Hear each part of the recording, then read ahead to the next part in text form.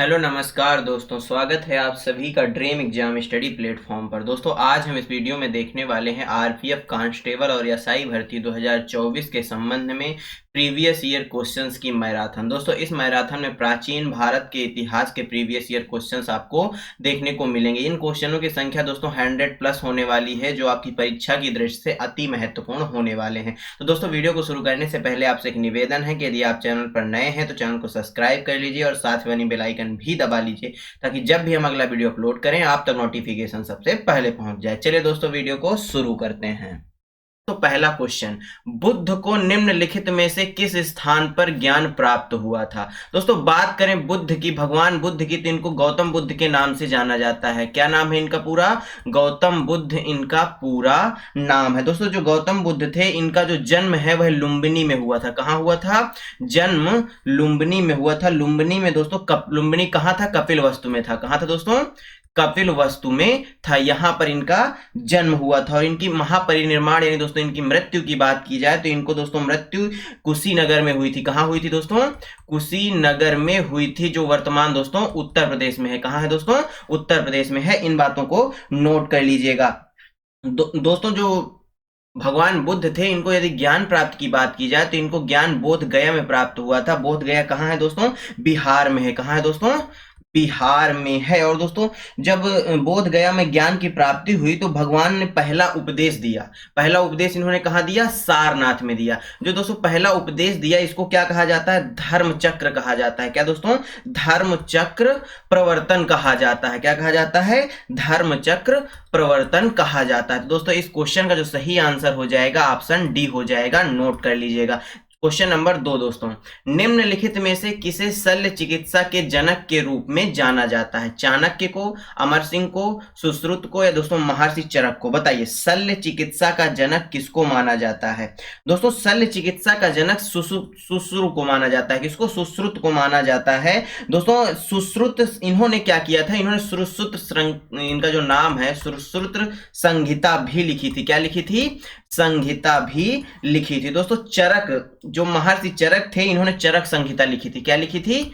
चरक संहिता लिखी थी। यह भी परीक्षा में दोस्तों पूछी जा सकती है, इसको भी नोट कर लीजिएगा। दोस्तों जो सुश्रुत थे, ये आचार्य धन्वंतरी थे। कौन से दोस्तों? आचार्य धन्वंतरी के नाम से भी इनको जाना जाता था।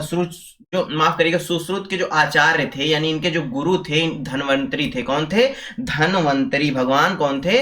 भगवान धन्वंतरी थे इनके गुरु। यह बात भी याद रखिएगा। दोस्तों अर्थशास्त्र के लेखक कौन है? चाणक्य हैं। इस क्वेश्चन का सही आंसर क्या हो जाएगा? ऑप्शन सी हो जाएगा। दोस्तों नोट कर लीजिएगा। क्वेश्चन नंबर 3, बौद्ध धर्म में अभय मुद्रा का क्या अर्थ है? बुराई से बचाओ, बुराई से बचाओ, निर्भीकता, ज्ञानोदय, या दोस्तों उपदेश? बताइए बौद्ध धर्म में अभय मुद्रा से क्या अभिप्राय है? दोस्तों बौद्ध धर्म में जो अभय मुद्रा है, इसका अभिप्राय है निर्भीकता। क्या होता है दोस्तों? निर्भीकता होता है। अभय मुद्रा दोस्तों प्राचीन मुद्राओं में से एक है। कैसी दोस्तों? यह एक प्राचीन मुद्राओं में से एक है। अभय मुद्रा दोस्तों सुरक्षा की भावना को प्रदर्शित करती है। यदि आपसे पूछ ले कि अभय मुद्रा जो है किस भावना को प्रदर्शित करती है, तो दोस्तों यह सुरक्षा की भावना को प्रदर्शित करती है। कौन सी भावना दोस्तों? सुरक्षा की भावना को प्रदर्शित करती है। अभय मुद्रा दोस्तों हमेशा दाहिने हाथ में, कौन से दोस्तों? दाहिने हाथ को ऊपर की ओर, दोस्तों दाहिने हाथ को ऊपर की ओर करके हथेली बाहर की ओर इंगित करके की जाती है। यह बात भी नोट कर लीजिएगा। ऑप्शन बी क्या हो जाएगा? राइट आंसर हो जाएगा। क्वेश्चन नंबर 4 दोस्तों, विनय और सुत्त पिटक इनमें से किसकी शिक्षाओं का संकलन है? यानी जो दोस्तों विनय है और सुत्त पिटक है, ये किसकी जो है जो ज्ञान था उसका क्या है दोस्तों? एक संकलन है, यानी ज्ञान पूरी तरह से जिसमें समाहित है। गौतम बुद्ध का, ऋषभदेव का, महावीर जैन का, या दोस्तों गुरु गोविंद सिंह जी का? बताइए बताइए दोस्तों इस क्वेश्चन का सही आंसर क्या हो जाएगा? दोस्तों यह जो विनय है और सुत्त पिटक है, यह गौतम बुद्ध जी की ज्ञान शिक्षाओं का क्या है? ज्ञान का पूरा संग्रह है। इस क्वेश्चन का सही आंसर क्या हो जाएगा? इस क्वेश्चन का सही आंसर क्या हो जाएगा दोस्तों? ऑप्शन ए हो जाएगा। दोस्तों त्रिपिटक, त्रिपिटक के बारे में भी आपने सुना होगा, इसको भी नोट कर लीजिए, यहीं पर कहीं से भी क्वेश्चन आ सकता है। आज एक एक क्वेश्चन को दोस्तों हम पोस्टमार्टम पूरी तरह से करने वाले हैं। त्रिपिटक दोस्तों बौद्ध धर्म से संबंधित है। किससे दोस्तों? बौद्ध धर्म का पवित्र ग्रंथ है, बौद्ध धर्म का पवित्र ग्रंथ है, यह बात नोट कर लीजिएगा। जो दोस्तों त्रिपिटक है, इसकी यदि भाषा की बात करें तो यह पाली भाषा में है, ये अक्सर पूछ लेता है क्वेश्चन। दोस्तों गौतम बुद्ध ने त्रिपिटक लिखे थे, कौन कौन से? सुत्त पिटक, विनय पिटक और अभिधम्म पिटक। कौन कौन से पिटक थे? ये एक सुत्त पिटक हो गया, विनय पिटक हो गया और अभिधम्म पिटक। इनको ही दोस्तों क्या कहा गया है? त्रिपिटक कहा गया है। इस क्वेश्चन का सही आंसर क्या हो गया? ऑप्शन ए हो गया। दोस्तों नोट कर लीजिएगा। आइए आगे बढ़ते हैं। स्तूप क्यों बनाए गए थे? पवित्र स्मृति चिन्ह करने के लिए, धार्मिक सभाएं करने के लिए, बुद्ध की पूजा करने के लिए या बौद्ध ग्रंथ रखने के लिए? बताइए। जो दोस्तों स्तूप थे यह क्यों बनाए गए थे? तो दोस्तों स्तूप सबसे पहली बात तो नोट कर लीजिए, स्तूप का सर्वप्रथम जो उल्लेख है वह कहां मिलता है? ऋग्वेद में मिलता है। कहां मिलता है दोस्तों? ऋग्वेद में मिलता है, यह बात भी नोट कर लीजिएगा। जो दोस्तों स्तूप है ये विशेष रूप से दोस्तों आपको बौद्ध काल में मिलेंगे। किस काल में मिलेंगे? इनका जो संबंध है दोस्तों वह बौद्ध काल से है। किस काल से संबंध है इनका? बौद्ध काल से संबंध है। स्तूप दोस्तों किसी व्यक्ति की चिता, समाधि तथा उसके अवशेषों पर निर्मित एक अर्धाकार का टीला होता है। क्या होता है? एक अर्धाकार का टीला होता है। जो स्तूप शब्द है दोस्तों यह पाली तथा संस्कृत भाषा से लिया गया है। किससे दोस्तों? पाली तथा संस्कृत भाषा से लिया गया है, जिसका जो अर्थ है दोस्तों वह टीला है। क्या है? टीला या ढेर है, यह बात याद रखिएगा। तो दोस्तों स्तूप बनाए जाते थे पवित्र स्मृति चिन्ह रखने के लिए बनाए जाते थे। ऑप्शन ए क्या हो जाएगा इस क्वेश्चन का? एकदम राइट आंसर हो जाएगा। क्वेश्चन नंबर 6 दोस्तों, बौद्ध प्रतीक धम्म चक्र किसे दर्शाता है? प्रथम उपदेश को, जन्म को, अंतिम उपदेश को या दोस्तों मृत्यु को? बताइए दोस्तों। दोस्तों जो बौद्ध प्रतीक अभिधम्म चक्र है यह प्रथम उपदेश को दर्शाता है। किसको दर्शाता है? प्रथम उपदेश को दर्शाता है। दोस्तों जो गौतम बुद्ध जी थे उनको ज्ञान की प्राप्ति के बाद उन्होंने अपना पहला उपदेश कहां दिया था? सारनाथ में दिया था। कहां दिया था? सारनाथ में दिया था, जिसको दोस्तों धर्म चक्र प्रवर्तन भी कहा जाता है, मैंने आपको पहले भी बताया। और यदि पूछ ले आपसे गौतम जो बुद्ध जी थे इन्होंने अपना अंतिम उपदेश कहां दिया? तो कुशीनगर में दिया। कहां दिया दोस्तों? कुशीनगर में दिया, यह बात याद रखिएगा। दोस्तों गौतम बुद्ध का जन्म की घटना का जो प्रतीक है वो दोस्तों कमल और सांड को माना जाता है। किसको दोस्तों? कमल व सांड को गौतम बुद्ध के जन्म की घटना का प्रतीक माना जाता है। ये सब दोस्तों नोट करते चलिए, क्योंकि क्वेश्चन कहीं से भी घुमा के आपसे पूछ सकता है। गौतम बुद्ध जी की मृत्यु यानी जो गौतम बुद्ध जी का महापरिनिर्वाण था उसको दोस्तों उसका जो प्रतीक था वह स्तूप था। क्या था? स्तूप था, यह बात नोट कर लीजिए। दोस्तों क्वेश्चन नंबर 7, पद्मपाणि बोधिसत्व के चित्र कहां पाए गए? एलोरा की गुफाओं में पाए गए, बाघ की गुफाओं में पाए गए, बादामी की गुफाओं में पाए गए या दोस्तों अजंता की गुफाओं में पाए गए? तो दोस्तों ये चित्र कहां पाए गए? अजंता की गुफाओं में पाए गए। जो अजंता की दोस्तों गुफाएं हैं, कहां है? औरंगाबाद में है। कहां दोस्तों? औरंगाबाद में है। औरंगाबाद कहां दोस्तों? औरंगाबाद महाराष्ट्र में है। कहां है दोस्तों? महाराष्ट्र में है। इस क्वेश्चन का सही आंसर ऑप्शन डी हो जाएगा। क्वेश्चन नंबर 8 दोस्तों, राष्ट्रकूट वंश का शाही प्रतीक था? बाघ था, हाथी था, शेर था या गोल्डन ईगल था? बताइए दोस्तों। जो राष्ट्रकूट वंश था इसका शाही प्रतीक क्या था? दोस्तों इसके संस्थापक कौन थे? राष्ट्रकूट वंश के जो है संस्थापक यदि आपसे पूछ ले तो संस्थापक कौन थे? दंती दुर्ग। कौन दोस्तों? दंती दुर्ग साहब इसके क्या थे? प्रथम संस्थापक थे। दोस्तों राष्ट्रकूट जो वंश था इसकी राजधानी क्या थी? इसकी राजधानी मान्यखेत थी। क्या थी दोस्तों? मान्यखेत थी, यह बात भी नोट कर लीजिएगा। दोस्तों यदि राष्ट्रकूट वंश की बात करें तो एलोरा की जो गुफाएं हैं, एलोरा की जो गुफा है उस वहां पे दोस्तों मंदिर का जो एलोरा गुफा मंदिर का जो निर्माण है वह राष्ट्रकूट वंश के शासनकाल में हुआ था। किस शासनकाल में दोस्तों एलोरा की गुफाओं का निर्माण हुआ था? राष्ट्रकूट वंश की शासनकाल में। वहां पर जो मंदिर है उसका निर्माण राष्ट्रकूट वंश ने करवाया था। जो राष्ट्रकूट वंश है दोस्तों इसका शाही प्रतीक क्या था? गोल्डन ईगल था। क्या था दोस्तों? गोल्डन ईगल था। ऑप्शन डी क्या हो जाएगा? राइट आंसर हो जाएगा। दोस्तों क्वेश्चन नंबर अगले की ओर बढ़ते हैं। क्वेश्चन नंबर 9, शिलालेखों के अध्ययन को क्या कहा जाता है? पारिस्थितिकी कहा जाता है, इकोलॉजी कहा जाता है, समाजशास्त्र कहा जाता है या एपिग्राफी कहा जाता है? बताइए दोस्तों, शिलालेखों के अध्ययन को क्या कहा जाता है? दोस्तों, शिलालेखों को पुरालेख भी कहा जाता है, ये बात भी नोट कर लीजिएगा। क्या कहा जाता है? पुरालेख भी इनको कहा जाता है। दोस्तों, शिलालेख क्या होते थे? प्राचीन समय में जो घटित घटनाएं होती थी उनसे संबंधित जो व्यक्ति हैं उनके बारे में जानकारी हासिल करने का एक प्रमुख स्रोत होते थे शिलालेख। और इनके अध्ययन को दोस्तों एपिग्राफी कहा जाता है। क्या कहा जाता है दोस्तों? एपिग्राफी कहा जाता है। यानी इस क्वेश्चन का सही आंसर ऑप्शन डी हो जाएगा। दोस्तों, क्वेश्चन नंबर 10, निम्नलिखित में से कौन सा मानव गतिविधियों एवं सभ्यता के प्राक ऐतिहासिक काल का सही कालानुक्रम है? पुरा पाषाण काल, मध्य पाषाण काल, नव पाषाण काल, धातु युग काल, मध्य पाषाण काल, पुरा पाषाण काल, नव पाषाण काल, मध्य पाषाण काल, पुरा पाषाण काल, या दोस्तों मध्य पाषाण काल, नव पाषाण काल और पुरा पाषाण काल। दोस्तों, जो प्राग ऐतिहासिक काल है आप सभी जानते हैं, इसको 3 भागों में बांटा गया है। जो पहला भाग है वह है दोस्तों पुरा पाषाण काल। क्या है दोस्तों? पुरा पाषाण काल। और दूसरा है दोस्तों मध्य पाषाण काल और तीसरा है नव पाषाण काल। यानी इस क्वेश्चन का सही आंसर क्या हो जाएगा? ऑप्शन ए हो जाएगा। दोस्तों, क्वेश्चन नंबर 11, हड़प्पा सभ्यता की मोहरों में निम्नलिखित में से कौन सा पशु हमेशा देखा जाता है? बैल, शेर, लोमड़ी या हिरण? बताइए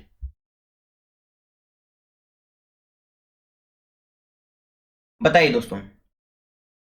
दोस्तों, हड़प्पा सभ्यता की यदि मोहरों की बात करें तो इनके आकार की बात करें तो ये त्रिभुजाकार थी। कैसी थी? त्रिभुजाकार भी पाई गई हैं दोस्तों, और ये आयताकार पाई गई हैं, आयताकार भी पाई गई हैं। इसके साथ साथ दोस्तों वृत्ताकार और वर्गाकार के रूप में भी पाई गई हैं। और जो हड़प्पा सभ्यता की मोहरें हैं इनमें दोस्तों पशु बैल जो है, बैल की जो है दोस्तों, क्या बैल की अक्सर फोटो जो है उसमें देखी गई है। यानी ऑप्शन ए क्या हो जाएगा? राइट आंसर हो जाएगा। इसके साथ साथ दोस्तों बैल के साथ साथ बाघ, गैंडा, हाथी, बकरी आदि के भी दोस्तों चित्र पशुओं के जो है मिले हैं। यह बात भी नोट कर लीजिएगा। क्वेश्चन नंबर दोस्तों 12, भारतीय नेपोलियन निम्न में से किसको कहा जाता है? स्कंदगुप्त को, चंद्रगुप्त द्वितीय को, समुद्रगुप्त को या पुलकेशिन द्वितीय को? बताइए भारतीय नेपोलियन किसे कहा जाता है? दोस्तों, भारतीय नेपोलियन समुद्रगुप्त को कहा जाता है। किसको कहा जाता है? समुद्रगुप्त को कहा जाता है। दोस्तों, समुद्रगुप्त की यदि बात की जाए तो समुद्रगुप्त के शासन काल में दोस्तों सांस्कृतिक तथा राजनीतिक दृष्टि से दोस्तों गुप्त वंश के साम्राज्य का उत्कृष्ट काल माना जाता है। किसका दोस्तों? गुप्त वंश जो था, इसके जो साम्राज्य है, इसके काल का उत्कृष्ट यदि समय आपसे पूछ ले किसके समय का माना जाता है तो समुद्रगुप्त के समय का माना जाता है। जो दोस्तों समुद्रगुप्त था यह भारत के सबसे महान शासकों में से एक माना जाता है। समुद्रगुप्त दोस्तों चंद्रगुप्त प्रथम का उत्तराधिकारी था। किसका दोस्तों? जो चंद्रगुप्त प्रथम था इसका उत्तराधिकारी था कौन? समुद्रगुप्त। यह बात भी नोट कर लीजिएगा। समुद्रगुप्त को दोस्तों भारत के नेपोलियन की संज्ञा प्रसिद्ध जो इस इतिहासकार हैं जिनका नाम है, नोट कर लीजिएगा, यह नाम भी पूछ सकता है, विंसेंट ऑर्थर स्मिथ साहब जो थे इन्होंने समुद्रगुप्त को भारतीय नेपोलियन की संज्ञा दी थी। यह बात नोट कर लीजिएगा। क्वेश्चन नंबर 13, पल्लव राजवंश का संस्थापक कौन था? सिंह विष्णु, कृष्णा, नंदीवर्मन या दोस्तों महेंद्र वर्मन? बताइए जो पल्लव राजवंश था इसके संस्थापक कौन माने जाते हैं? तो दोस्तों इसका संस्थापक सिंह विष्णु को माना जाता है। किसको माना जाता है? सिंह विष्णु को माना जाता है। और जो दोस्तों पल्लव राजवंश है यह दक्षिण भारत का, कहां का दोस्तों? दक्षिण भारत का एक दोस्तों प्रसिद्ध राजवंश था। कहां का था? दक्षिण भारत का प्रसिद्ध राजवंश था। और पल्लव राजवंश की जो राजधानी थी दोस्तों वह कांचीपुरम मानी जाती है। कौन सी मानी जाती है? कांचीपुरम मानी जाती है। यह बात भी नोट कर लीजिएगा। दोस्तों नंदी वर्मन तथा जो महेंद्र वर्मन थे यह पल्लव राजवंश के प्रमुख शासक थे। ये दोनों पल्लव राजवंश के क्या थे? पल्लव राजवंश के प्रमुख शासक में से एक थे। दोस्तों जो सिंह विष्णु को अवनी सिंह के नाम से भी जाना जाता है। जो दोस्तों सिंह विष्णु थे जो पल्लव वंश के संस्थापक थे इनको अवनी कौन नाम से जाना जाता है? अवनी सिंह के नाम से भी जाना जाता है। ये सभी जानकारी दोस्तों याद रखिएगा। इस क्वेश्चन का सही आंसर ऑप्शन ए हो गया। दोस्तों क्वेश्चन नंबर 14, निम्नलिखित धर्मों में से किस धर्म से दिलवाड़ा मंदिर संबंधित है? ईसाई धर्म से, बुद्ध धर्म से, जैन धर्म से या दोस्तों हिंदू धर्म से? बताइए दोस्तों दिलवाड़ा जो मंदिर है ये कहाँ बना है? ये दोस्तों राजस्थान राज्य में। कहाँ बना है? राजस्थान में बना है। यदि स्थान पूछ ले आपसे तो सिरोही में, राजस्थान के जो सिरोही जिला है वहां पर बना है, सिरोही जिला में बना है। सिरोही जिला में दोस्तों एक स्थान है माउंट आबू। कौन सा है दोस्तों? माउंट आबू। वहां पर दोस्तों इसका जो मुख्य लोकेशन है वहां पर माना जाता है। दोस्तों दिलवाड़ा जो मंदिर है ये 5 मंदिरों का समूह है। कितने मंदिरों का इसमें समूह है?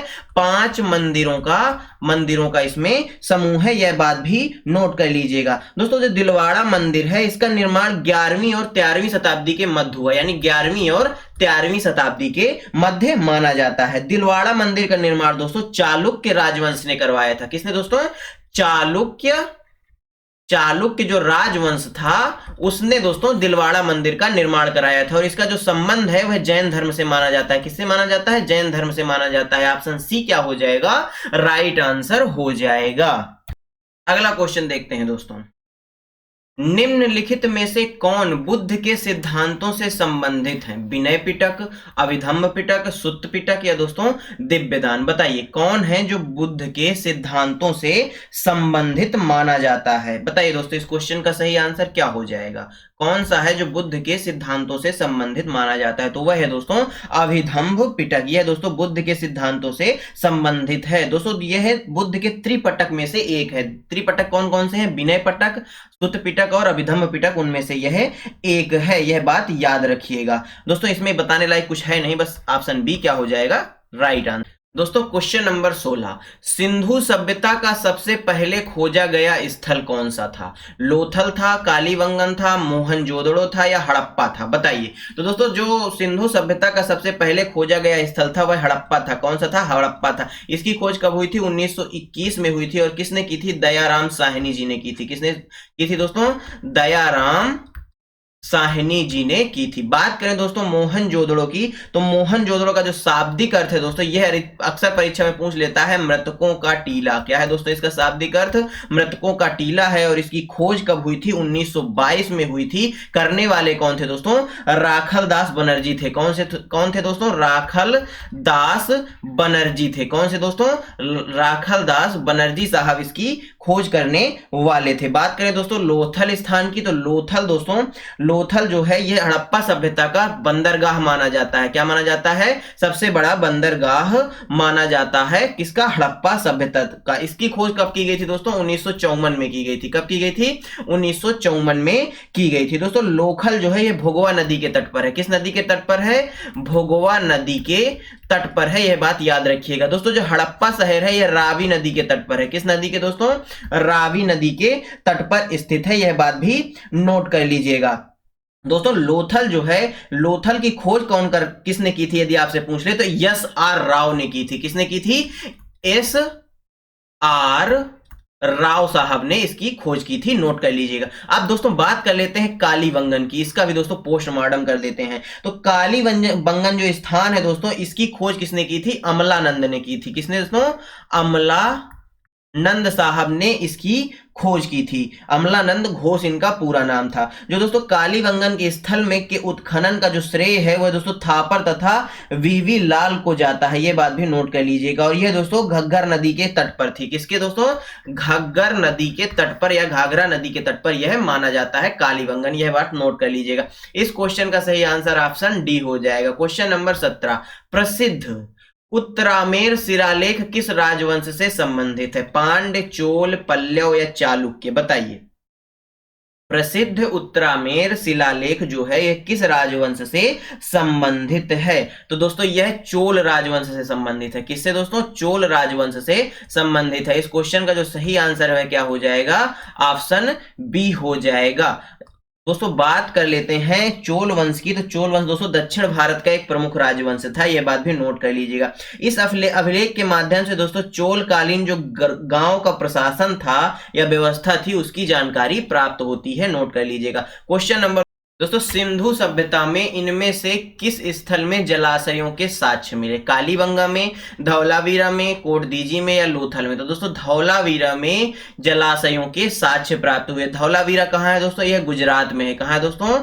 गुजरात में, वर्तमान गुजरात में है। और इसकी खोज की बात करें तो दोस्तों 1967-68 में किसने की थी? जेपी जोशी साहब ने इसकी खोज की थी, यह बात नोट कर लीजिएगा। दोस्तों बात करें कालीबंगा की, तो दोस्तों जुते हुए जो खेतों के साक्ष्य हैं वह कहां से मिले? कालीबंगा से मिले। कालीबंगा कहां है दोस्तों? वर्तमान राजस्थान में है। कहां है दोस्तों? राजस्थान में है। दोस्तों कोट दीजी इस स्थल में दोस्तों कासे के चपटे फलक वाली कुल्हाड़ी के साक्ष्य मिले। किसकी दोस्तों? कुल्हाड़ी के साक्ष्य मिले, जो कासे की बनी हुई थी और चपटी फलक वाली थी। यह स्थान कहां है दोस्तों? पाकिस्तान में है। वर्तमान कहां है दोस्तों? वर्तमान पाकिस्तान में है। बात करें दोस्तों लोथल की, तो दोस्तों लोथल जो है इस स्थल में 3 युगल समाधियों के साक्ष्य मिले हैं। यह स्थान भी कहां है? गुजरात में है। इस क्वेश्चन का जो सही आंसर है ऑप्शन बी हो जाएगा। क्वेश्चन नंबर 19, जोदड़ो नाम का अर्थ किस भाषा में मुर्दों का टीला है? फारसी भाषा, उर्दू भाषा, हिंदी भाषा या सिंधी भाषा? बताइए। तो दोस्तों मोहनजोदड़ो का जो भाषा, किस भाषा में पूछा है अर्थ मुर्दों का टीला है, तो दोस्तों सिंधी भाषा में है। किस भाषा में? सिंधी भाषा में है। ऑप्शन डी क्या हो जाएगा? राइट आंसर हो जाएगा। जो दोस्तों मोहनजोदड़ो है, ये माना जाता है कि दोस्तों सिंधु घाटी सभ्यता का यह सबसे बड़ा स्थल था। कौन सा दोस्तों? जो सिंधु घाटी सभ्यता थी, इसका सबसे बड़ा स्थल कौन सा है? मोहनजोदड़ो है। और यह दोस्तों वर्तमान पाकिस्तान में है। कहां दोस्तों? वर्तमान पाकिस्तान का जो सिंध प्रांत है वहां पर स्थित है। दोस्तों मोहनजोदड़ो में विशाल स्नानागृह मिला। कौन सा दोस्तों? स्नानागार कहां मिला? मोहनजोदड़ो में मिला। दोस्तों मोहनजोदड़ो सिंधु नदी के तट पर है। कौन सी नदी पर है? सिंधु नदी के तट पर है। ये बातें नोट कर लीजिएगा। इस क्वेश्चन का सही आंसर ऑप्शन डी हो जाएगा। दोस्तों क्वेश्चन नंबर 20, प्राचीन काल में अवध को किस नाम से जाना जाता था? कौशल, कपिलवस्तु, कौशाम्बी या काशी? बताइए। अवध का पुराना नाम क्या था? दोस्तों अवध का जो पुराना नाम था वह कौशल था। क्या था? कौशल था। और यह दोस्तों जो 16 महाजनपद थे, कितने? 16 महाजनपद थे, उनमें से एक है। क्या है दोस्तों? 16 महाजनपदों में से एक माना जाता है। याद रखिएगा। इस क्वेश्चन का सही आंसर ऑप्शन ए हो गया। और इसकी राजधानी आपसे पूछ ले तो इसकी राजधानी श्रावस्ती थी। क्या थी? श्रावस्ती थी उस समय। क्वेश्चन नंबर 21, निम्नलिखित में से कौन पाल साम्राज्य का संस्थापक था? ध्रुव, गोपाल, महीपाल या महेंद्रपाल? बताइए। पाल वंश का संस्थापक कौन था?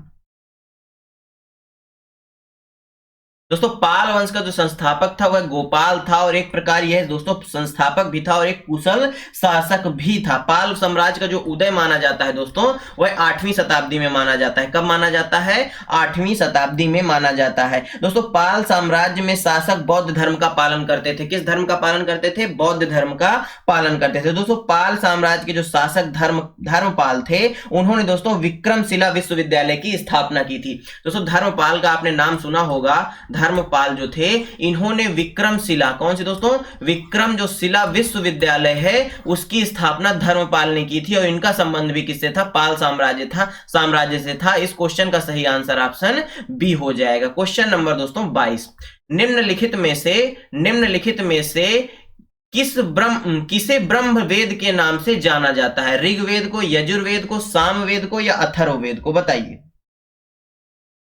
तो दोस्तों अथर्ववेद को ब्रह्मवेद के नाम से जाना जाता है। वेदों की संख्या की बात कर लें तो 4 है। कौन कौन से हैं दोस्तों? ये चारों लिखे हुए हैं, ऋग्वेद, यजुर्वेद, सामवेद और अथर्ववेद। सबसे प्राचीन वेद की बात करें तो सबसे प्राचीन वेद की बात करें तो वह कौन सा है? वह ऋग्वेद है। यह बात याद रखिएगा। दोस्तों ऋग्वेद की बात करें तो इसमें दोस्तों क्या है? इसमें 10 मंडल हैं। कितने मंडल हैं?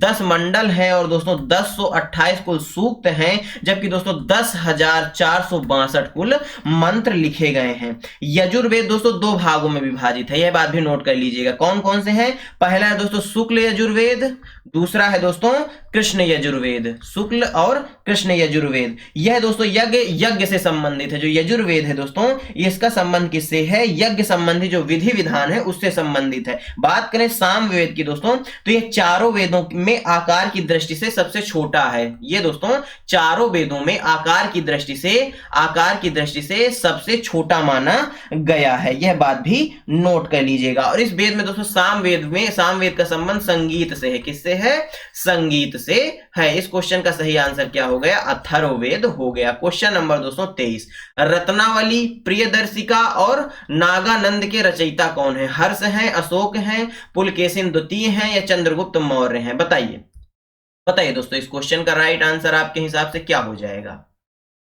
रत्नावली, प्रियदर्शिका और नागानंद के रचयिता कौन है? तो दोस्तों रत्नावली की बात करें, प्रियदर्शिका की बात करें या दोस्तों नागानंद की बात करें तो इसके रचयिता कौन है? हर्ष हैं। हर्ष दोस्तों बाण भट्ट के दरबार में कवि थे। हर्ष जो बाण भट्ट के दरबार में क्या थे?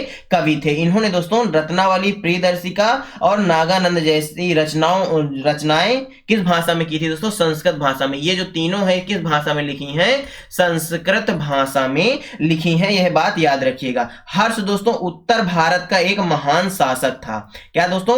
हर्ष क्या था दोस्तों? उत्तर भारत का एक महान शासक था, यह बात भी नोट कर लीजिएगा। दोस्तों हर्ष के साम्राज्य की जो राजधानी मानी जाती है वह कन्नौज मानी जाती है। कौन मानी जाती है? कन्नौज मानी जाती है, यह बात भी याद रखिएगा। इस क्वेश्चन का सही आंसर क्या हो जाएगा? राइट आंसर हो जाएगा। क्वेश्चन नंबर दोस्तों 24, तंजावुर के बृहदेश्वर मंदिर किस वंश के वास्तुकारों की सबसे बड़ी उपलब्धि है? चेर वंश, पांड्य वंश, चोल वंश या पल्लव वंश? बताइए।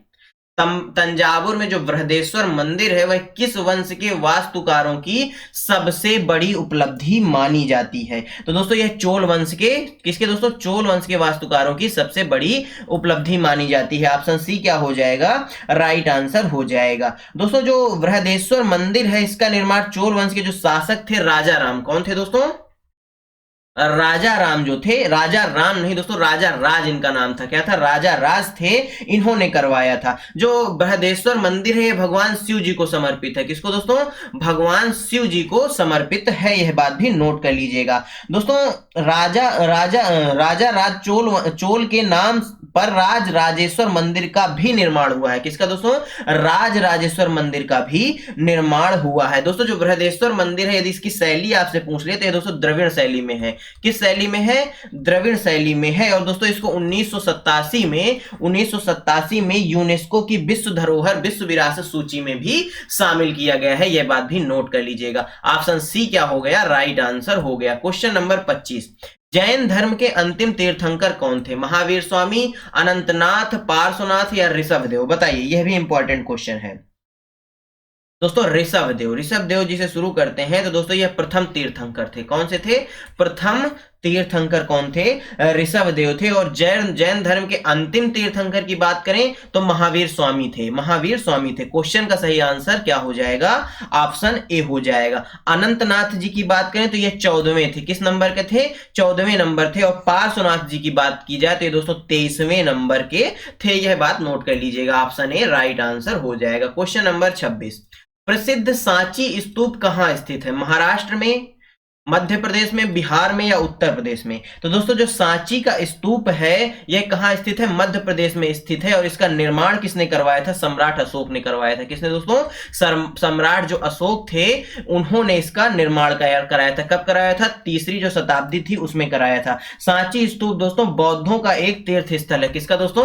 जो बौद्ध थे उनका एक तीर्थ स्थल है। सांची स्तूप को महान स्तूप के नाम से भी जाना जाता है। क्या नाम से जाना जाता है? महान स्तूप के नाम से भी इसको जाना जाता है, यह बात याद रखिएगा। दोस्तों 1989 में सांची के स्तूप को यूनेस्को विश्व विरासत सूची में शामिल कर लिया गया था, यह बात भी नोट कर लीजिएगा। इस क्वेश्चन का सही आंसर ऑप्शन बी हो गया। क्वेश्चन नंबर 27, चीनी यात्री फाहियान ने किसके शासनकाल के दौरान भारत का दौरा किया था? कालिदास के, अशोक के, चंद्रगुप्त द्वितीय के या हर्षवर्धन के? बताइए। जो चीनी यात्री फाहियान था इसने दोस्तों किसके शासनकाल के दौरान भारत का दौरा किया था? इंपॉर्टेंट क्वेश्चन है दोस्तों। तो दोस्तों चंद्रगुप्त द्वितीय, किसके दोस्तों? चंद्रगुप्त द्वितीय के शासनकाल के दौरान इसने भारत का दौरा किया था। ऑप्शन सी क्या हो जाएगा? राइट आंसर हो जाएगा। दोस्तों यह जो है बौद्ध धर्म व उसके ग्रंथों के बारे में अध्ययन करने के उद्देश्य से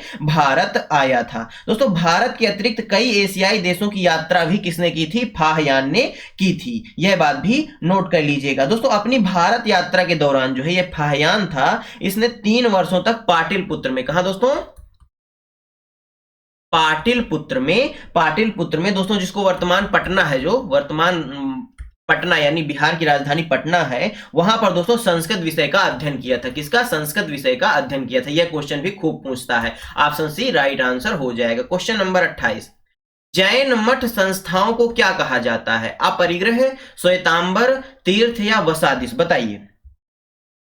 तो दोस्तों जैन मठ संस्थाओं को क्या कहा जाता है? वसादिस कहा जाता है। क्या कहा जाता है? वसादिस कहा जाता है। ऑप्शन डी राइट आंसर हो जाएगा। दोस्तों वसादिस जैन धर्म के अनुयायियों के लिए पूजा का स्थान होता है। यह दोस्तों मुख्यतः कर्नाटक राज्य से संबंधित है। कहां दोस्तों? कर्नाटक राज्य में स्थित है। दोस्तों जो वसादिस जैन धर्म में हुए तीर्थंकरों के क्या होते हैं? मंदिर होते हैं। ये बात भी नोट कर लीजिएगा। क्वेश्चन नंबर 29, निम्नलिखित विकल्पों में से गलत जोड़ी का चयन कीजिए। चंद्रगुप्त, मौर्य वंश, दोस्तों ये वंश लिखा है, ये नाम लिखा है। बिंबिसार, गुप्त वंश, राज राजा, चोल वंश, कनिष्ठ, कुषाण वंश? बताइए कौन सा है जो गलत है? दोस्तों बिंबिसार गलत है। बिंबिसार जो है ये गुप्त वंश से संबंधित नहीं बल्कि दोस्तों हर्यक वंश से है। किससे?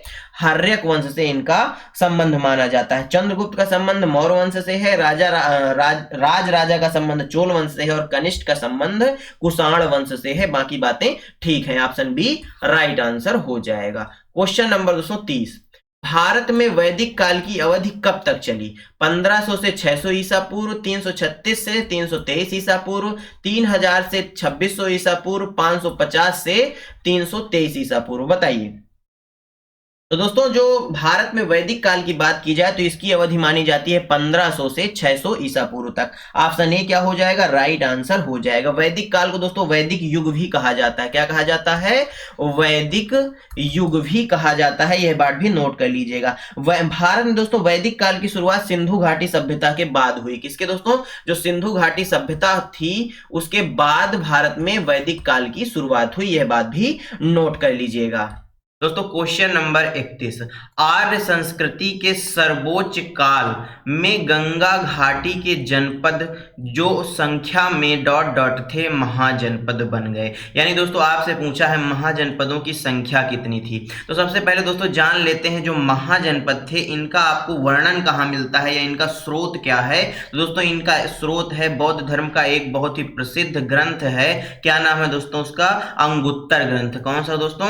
अंगुत्तर ग्रंथ अंगुत्तर निकाय ग्रंथ। कौन सा दोस्तों? अंगुत्तर निकाय ग्रंथ। आपने इसके बारे में पढ़ा होगा। इसमें दोस्तों महाजनपदों का वर्णन मिलता है और ऐसा माना जाता है जो महाजनपद थे इनका उदय जो है 6वीं शताब्दी के आसपास हुआ। कब दोस्तों? 6वीं शताब्दी में हुआ। दोस्तों जो महाजनपद थे इनकी संख्या 16 बताई जाती है। कितनी बताई जाती है? 16 बताई जाती है। कौन कौन से थे आइए जान लेते हैं। पहला था दोस्तों अंग, दूसरा था मगध। नोट कर लीजिएगा दोस्तों परीक्षा की दृष्टि से इंपॉर्टेंट है। महाजनपद से एक क्वेश्चन आपको परीक्षा में देखने को जरूर मिलेगा। काशी है दोस्तों, फिर वज्जी है, वज्जी नाम से आता है। फिर दोस्तों एक वत्स नाम से आता है। फिर आता है दोस्तों अवंती। कौन सा दोस्तों? अवंती आता है। फिर आता है दोस्तों कोसल जो दोस्तों कोसल आगे चल के अयोध्या बन गया वही कोसल है ये। अगला आता है दोस्तों पांचाल। कौन सा आता है? पांचाल के बाद दोस्तों मल्ल आता है। मल्ल के बाद दोस्तों कुरु आता है। कौन सा आता है? कुरु आता है। कुरु की बात करें, कुरु के बाद आता है दोस्तों चेदी आता है। चेदी वंश के बाद दोस्तों कंबोज आता है। कंबोज महाजनपद आता है। कंबोज महाजनपद की बात करें दोस्तों उसके बाद कौन सा आता है? मत्स्य महाजनपद आता है। और फिर आता है दोस्तों सूरसेन महाजनपद। सूरसेन के बाद आता है दोस्तों गांधार महाजनपद और गांधार के बाद आता है असमक महाजनपद। तो दोस्तों ये रहे 16 जनपद। इनको दोस्तों नोट कर लीजिएगा। इस क्वेश्चन का सही आंसर क्या हो गया? ऑप्शन सी हो गया। आइए आगे क्वेश्चन की ओर बढ़ते हैं। क्वेश्चन नंबर 32, 6वीं शताब्दी ईसा पूर्व के प्रारंभ में भगवान महावीर का जन्म निम्नलिखित में से किस स्थान पर हुआ था? सबसे पहली बात तो दोस्तों जो भगवान महावीर थे इनका जन्म 6वीं शताब्दी ईसा पूर्व हुआ था।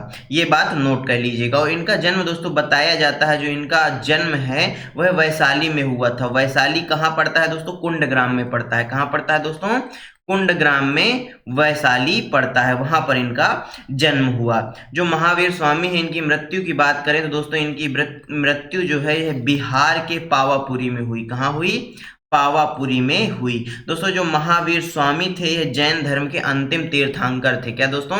अंतिम जो है तीर्थंकर कौन थे? महावीर स्वामी थे। ये बात भी नोट कर लीजिएगा। इस क्वेश्चन का सही आंसर क्या हो गया? ऑप्शन सी हो गया। क्वेश्चन नंबर दोस्तों 33, मिलिंद पन्हों में बौद्ध धर्म से जुड़े सवालों का जवाब किसने दिया? नागसेन ने, बुद्ध घोष ने, वसुबंधु ने या दोस्तों अश्वघोष ने? बताइए। मिलिंद पन्हों में बौद्ध धर्म से जुड़े सवालों का जवाब किसने दिया? दोस्तों मिलिंद पन्हों, सबसे बड़ी बात तो ये आती है कि जो मिलिंद पन्हों है यह क्या है? तो दोस्तों ये बौद्ध ग्रंथ है। क्या है दोस्तों? ये बौद्धों का क्या है? एक महत्वपूर्ण ग्रंथ है। यह बात नोट कर लीजिएगा। जिसकी भाषा क्या है दोस्तों? पाली भाषा है। ये बात भी नोट कर लीजिएगा, आपसे क्वेश्चन पूछ सकता है। पाली भाषा में रचित है दोस्तों। इसमें दोस्तों मिलिंद तथा नागसेन के मध्य जो बौद्ध मत पर आधारित जो वार्तालाप है उसका वर्णन किया गया। किसके किसके मध्य दोस्तों? मिलिंद और दोस्तों नागसेन जो है इसके मध्य जो बौद्ध धर्म को लेकर जो वार्तालाप हुई है उसका वर्णन इस ग्रंथ में मिलता है। और इस ग्रंथ में जो सवालों का जवाब दिया है वह नागसेन ने दिया है। किसने दिया है दोस्तों? नागसेन ने दिया है। ऑप्शन ए क्या हो जाएगा? राइट आंसर हो जाएगा। क्वेश्चन नंबर दोस्तों 34, दूसरा तमिल संगम निम्न में से किस स्थान पर संपन्न हुआ? तिरुनेलवेली में, मदुरई में, कापत्तिपुरम में या दक्षिण मदुरई में? बताइए। जो दोस्तों दूसरा तमिल संगम था वह कहाँ संपन्न हुआ? तो दोस्तों जो दूसरा तमिल संगम था यह कहाँ संपन्न हुआ? यह संपन्न हुआ कापत्तिपुरम में। कहाँ हुआ? कापत्तिपुरम में। ऑप्शन सी क्या हो जाएगा इस क्वेश्चन का? राइट आंसर हो जाएगा। दोस्तों पहला यह भी परीक्षा में पूछ सकता है। जो पहला था यह कहाँ हुआ था? पहला दोस्तों पहला तमिल संगम तथा जो तीसरा तमिल संगम था, पहला प्लस तीसरा, ये दोनों कहाँ हुए थे? यह मदुरई में हुए थे। यह बात भी नोट कर लीजिएगा। तमिल जो दोस्तों व्याकरण ग्रंथ को तोलकपियम का संबंध तमिल कवियों के दूसरे समागम से है। दोस्तों एक है तमिल व्याकरण ग्रंथ जिसका नाम है तोलकपित्यम। क्या है दोस्तों? तोलकपित्यम। इसका संबंध भी तमिल कवियों से है। यह बात भी नोट कर लीजिएगा। दोस्तों प्राचीन भारत में दक्षिण भाग में 3 संगम आयोजित किए गए थे जिनके बारे में मैंने आपको बता दिया। ये दोस्तों तमिल कवियों द्वारा आयोजित किए गए थे। इस क्वेश्चन का सही आंसर क्या हो जाएगा? ऑप्शन सी हो जाएगा। क्वेश्चन नंबर 35, प्रसिद्ध यात्री फाहियान का संबंध किस देश से है? इटली से है, पर्सिया से है, ग्रीस से है या चीन से है? बताइए।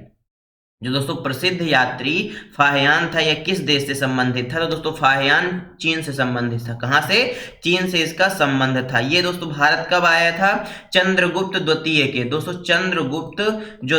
चंद्रगुप्त विक्रमादित्य के शासनकाल में। 3 है दोस्तों। चंद्रगुप्त विक्रमादित्य जो थे उनके शासनकाल में यह भारत आया था। फाहियान दोस्तों भारत आने वाला प्रथम चीनी यात्री था। यह भी क्वेश्चन आपसे पूछ सकता है कि बताइए चीन से भारत आने वाला प्रथम चीनी यात्री कौन सा था? तो फाहियान था। दोस्तों फाहियान बौद्ध धर्म का अनुयायी था। किस धर्म का अनुयायी था? बौद्ध धर्म का अनुयायी था। और अपनी भारत यात्रा के दौरान दोस्तों फाहियान जो था 6 वर्ष तक यहीं रुका हुआ था। यानी 6 वर्ष तक यह भारत में रहकर गया था। जो चीनी यात्री था फाहियान दोस्तों बौद्ध धर्म तथा उसके ग्रंथों के बारे में अध्ययन करने के उद्देश्य से भारत आया था। यदि आपसे पूछ ले कि जो फाहियान है वह किस उद्देश्य से भारत आया था, तो दोस्तों यह बौद्ध धर्म तथा उनके ग्रंथों के अध्ययन के लिए भारत आया था। ऑप्शन डी क्या हो जाएगा? राइट आंसर हो जाएगा। क्वेश्चन नंबर 36, बुद्ध का वास्तविक नाम क्या था? सिद्धार्थ था, चन्ना था, शुद्धोधन था या कंथक था? बताइए।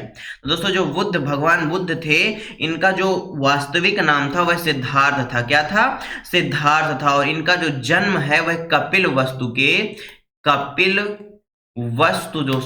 वस्तु के लुम्बिनी नामक स्थान में हुआ था। कब हुआ था? लुम्बिनी। कहाँ हुआ था दोस्तों? कपिल वस्तु के लुम्बिनी नामक स्थान में हुआ था, जो दोस्तों वर्तमान नेपाल में स्थित है। कहाँ है?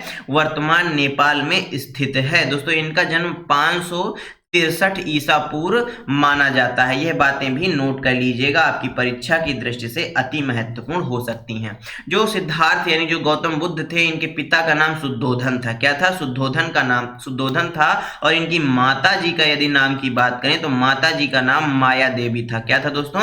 माया देवी था। दोस्तों चन्ना नाम आया है, इसके बारे में भी जान लेते हैं। चन्ना दोस्तों गौतम बुद्ध का प्रमुख सारथी तथा सेवक था। चन्ना क्या था इनका? सारथी मान लीजिए या दोस्तों सेवक मान लीजिए। दोस्तों कंथक ये नाम भी जान लेते हैं। कंथक दोस्तों गौतम बुद्ध के घोड़े का नाम था। किसका नाम था?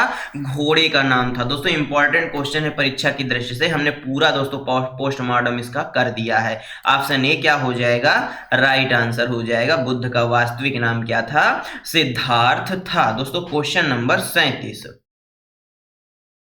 दोस्तों, जिंद अवेस्ता किस धर्म से संबंधित पवित्र ग्रंथ है? ईसाई धर्म, सिख धर्म, पारसी धर्म या दोस्तों इस्लाम धर्म? बताइए।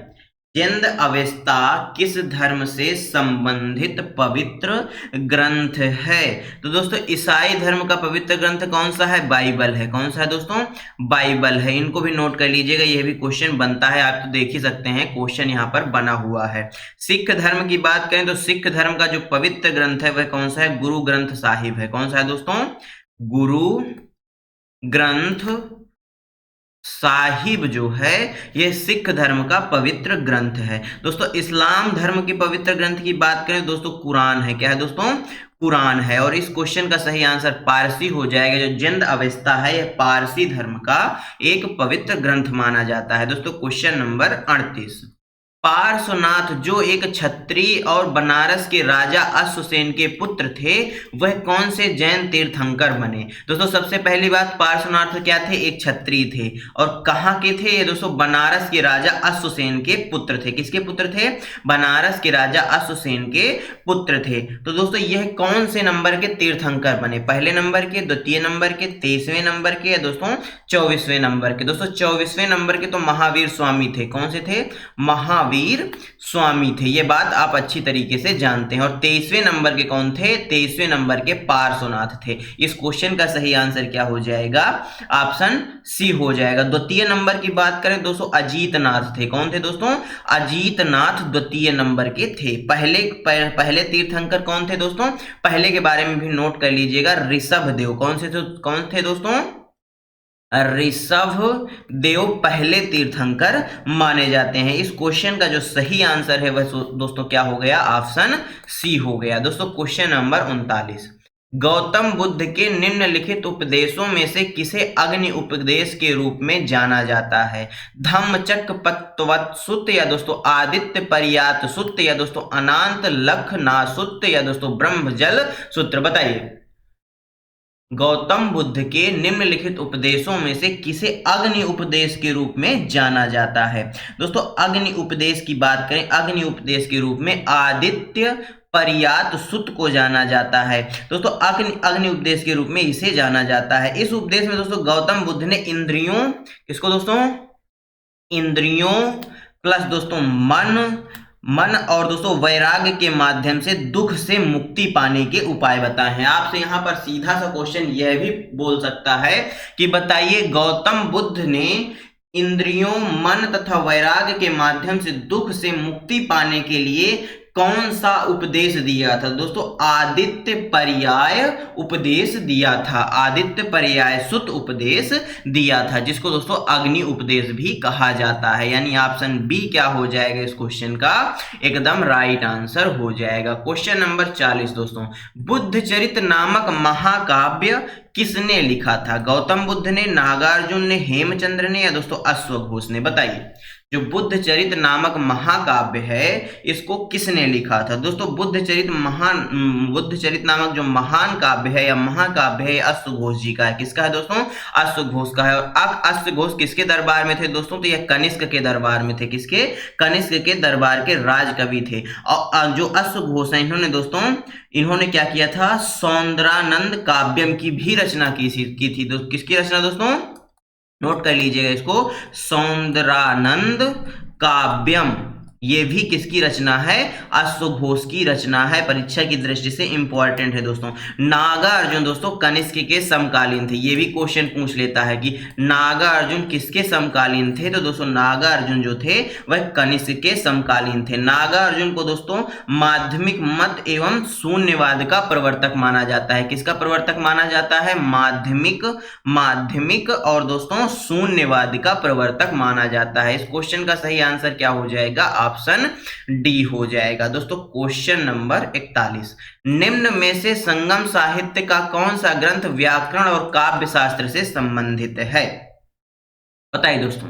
मणिमेगलई या शिलपत दिकारम या तोल्काप्पियम या दोस्तों जीवक चिंतामणि? बताइए कौन सा है जो संगम साहित्य का कौन सा ग्रंथ है जो व्याकरण और काव्य साहित्य से संबंधित है? तो वह है दोस्तों तोल्काप्पियम।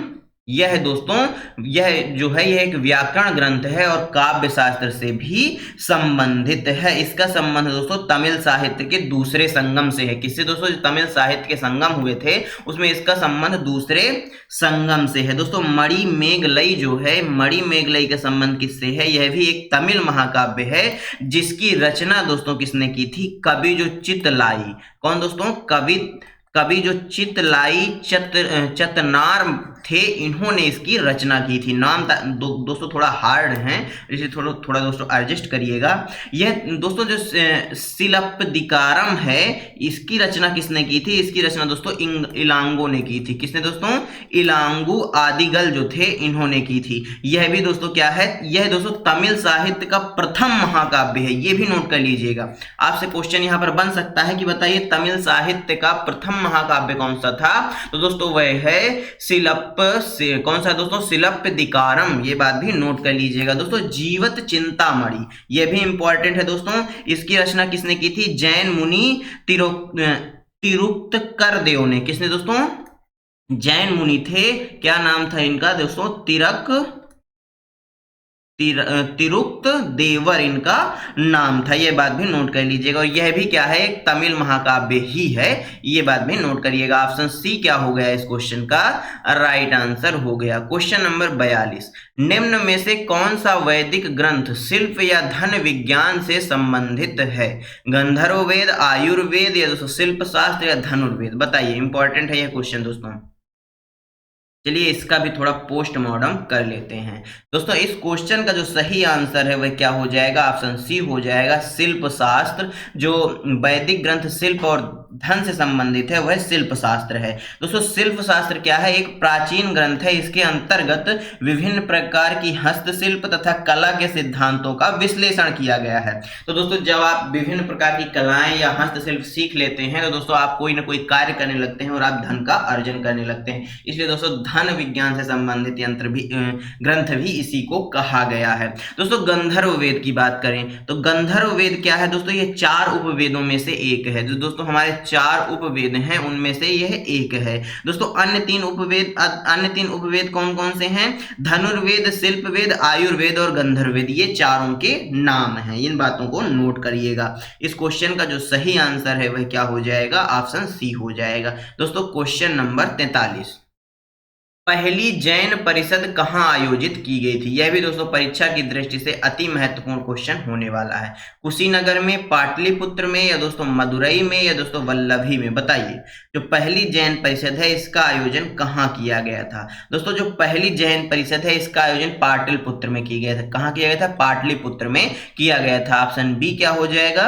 राइट आंसर हो जाएगा दोस्तों। जो पहली जैन परिषद है इसका आयोजन किसने करवाया था? चंद्रगुप्त मौर्य के शासनकाल में हुआ था। किसके शासनकाल में? जो चंद्रगुप्त मौर्य हैं, चंद्रगुप्त मौर्य, इनके शासनकाल में जो पहली जैन परिषद है इसका आयोजन किया गया था दोस्तों। इसकी अध्यक्षता किसने की थी? स्थूलभद्र ने की थी। किसने की थी दोस्तों? स्थूलभद्र ने इसकी जो है अध्यक्षता की थी दोस्तों। कब की थी इसकी? ये कब हुई थी? लगभग दोस्तों 300 ईसा पूर्व मानी जाती है। पहली जो जैन परिषद है इसका आयोजन 300 ईसा पूर्व माना जाता है। दूसरी की बात करें दोस्तों, दूसरी जैन परिषद वल्लभी में हुई थी। कहां हुई थी? दूसरी कहां हुई थी? वल्लभी में हुई थी। और दूसरी जैन परिषद का आयोजन दोस्तों देवर्धि क्षमा श्रमण की अध्यक्षता में किया गया था। और यह दोस्तों लगभग 512 ईसा पूर्व माना जाता है। यह बात भी नोट करिएगा। इस क्वेश्चन का सही आंसर ऑप्शन बी हो जाएगा। क्वेश्चन नंबर 44, निम्न में से कौन सा महाकाव्य ऋषि वेद व्यास द्वारा लिखा गया है? जीवक चिंतामणि, शिलप्पदिकारम, रामायण या महाभारत? बताइए वेद व्यास द्वारा रचित कौन सा है जो महाकाव्य है? दोस्तों वेद व्यास जी की बात करें तो इन्होंने महाभारत लिखी है। क्या लिखी है? महाभारत लिखी है, यानी ऑप्शन डी क्या होगा? राइट आंसर हो जाएगा। रामायण किसने लिखी है? तो दोस्तों महर्षि वाल्मीकि जी ने लिखी है। किसने दोस्तों? महर्षि वाल्मीकि जी जो हैं इन्होंने रामायण को लिखा है। दोस्तों शिलप्पदिकारम की रचना किसने की थी? इसकी रचना दोस्तों अभी हमने पिछले क्वेश्चनों में भी चर्चा की, इलांगो ने की थी। इलांगो आदिगल इनका पूरा नाम था। जीवक चिंतामणि की रचना दोस्तों किसने की थी? तिरुत्त देवर ने। किसने दोस्तों? तिरुक्त देवर ने की थी। अभी पीछे भी हमने दोस्तों इसकी चर्चा की है। जो क्वेश्चन था आपने देखा होगा, इनका नाम थोड़ा हार्ड है। तिरुक्त देवर ने की थी जीवक चिंतामणि की रचना। इस क्वेश्चन के सही आंसर क्या हो जाएगा? ऑप्शन डी हो जाएगा। क्वेश्चन नंबर 45, पाणिनि द्वारा लिखित अष्टाध्यायी पुस्तक का विषय क्या है? ज्योतिष, विज्ञान, व्याकरण या अंकगणित? बताइए। दोस्तों महर्षि पाणिनि द्वारा जो अष्टाध्यायी पुस्तक लिखी गई है यह एक व्याकरण ग्रंथ है। कैसा ग्रंथ है दोस्तों? यह एक व्याकरण ग्रंथ है। इसका संबंध किससे है? व्याकरण से है, यानी ऑप्शन सी क्या हो जाएगा?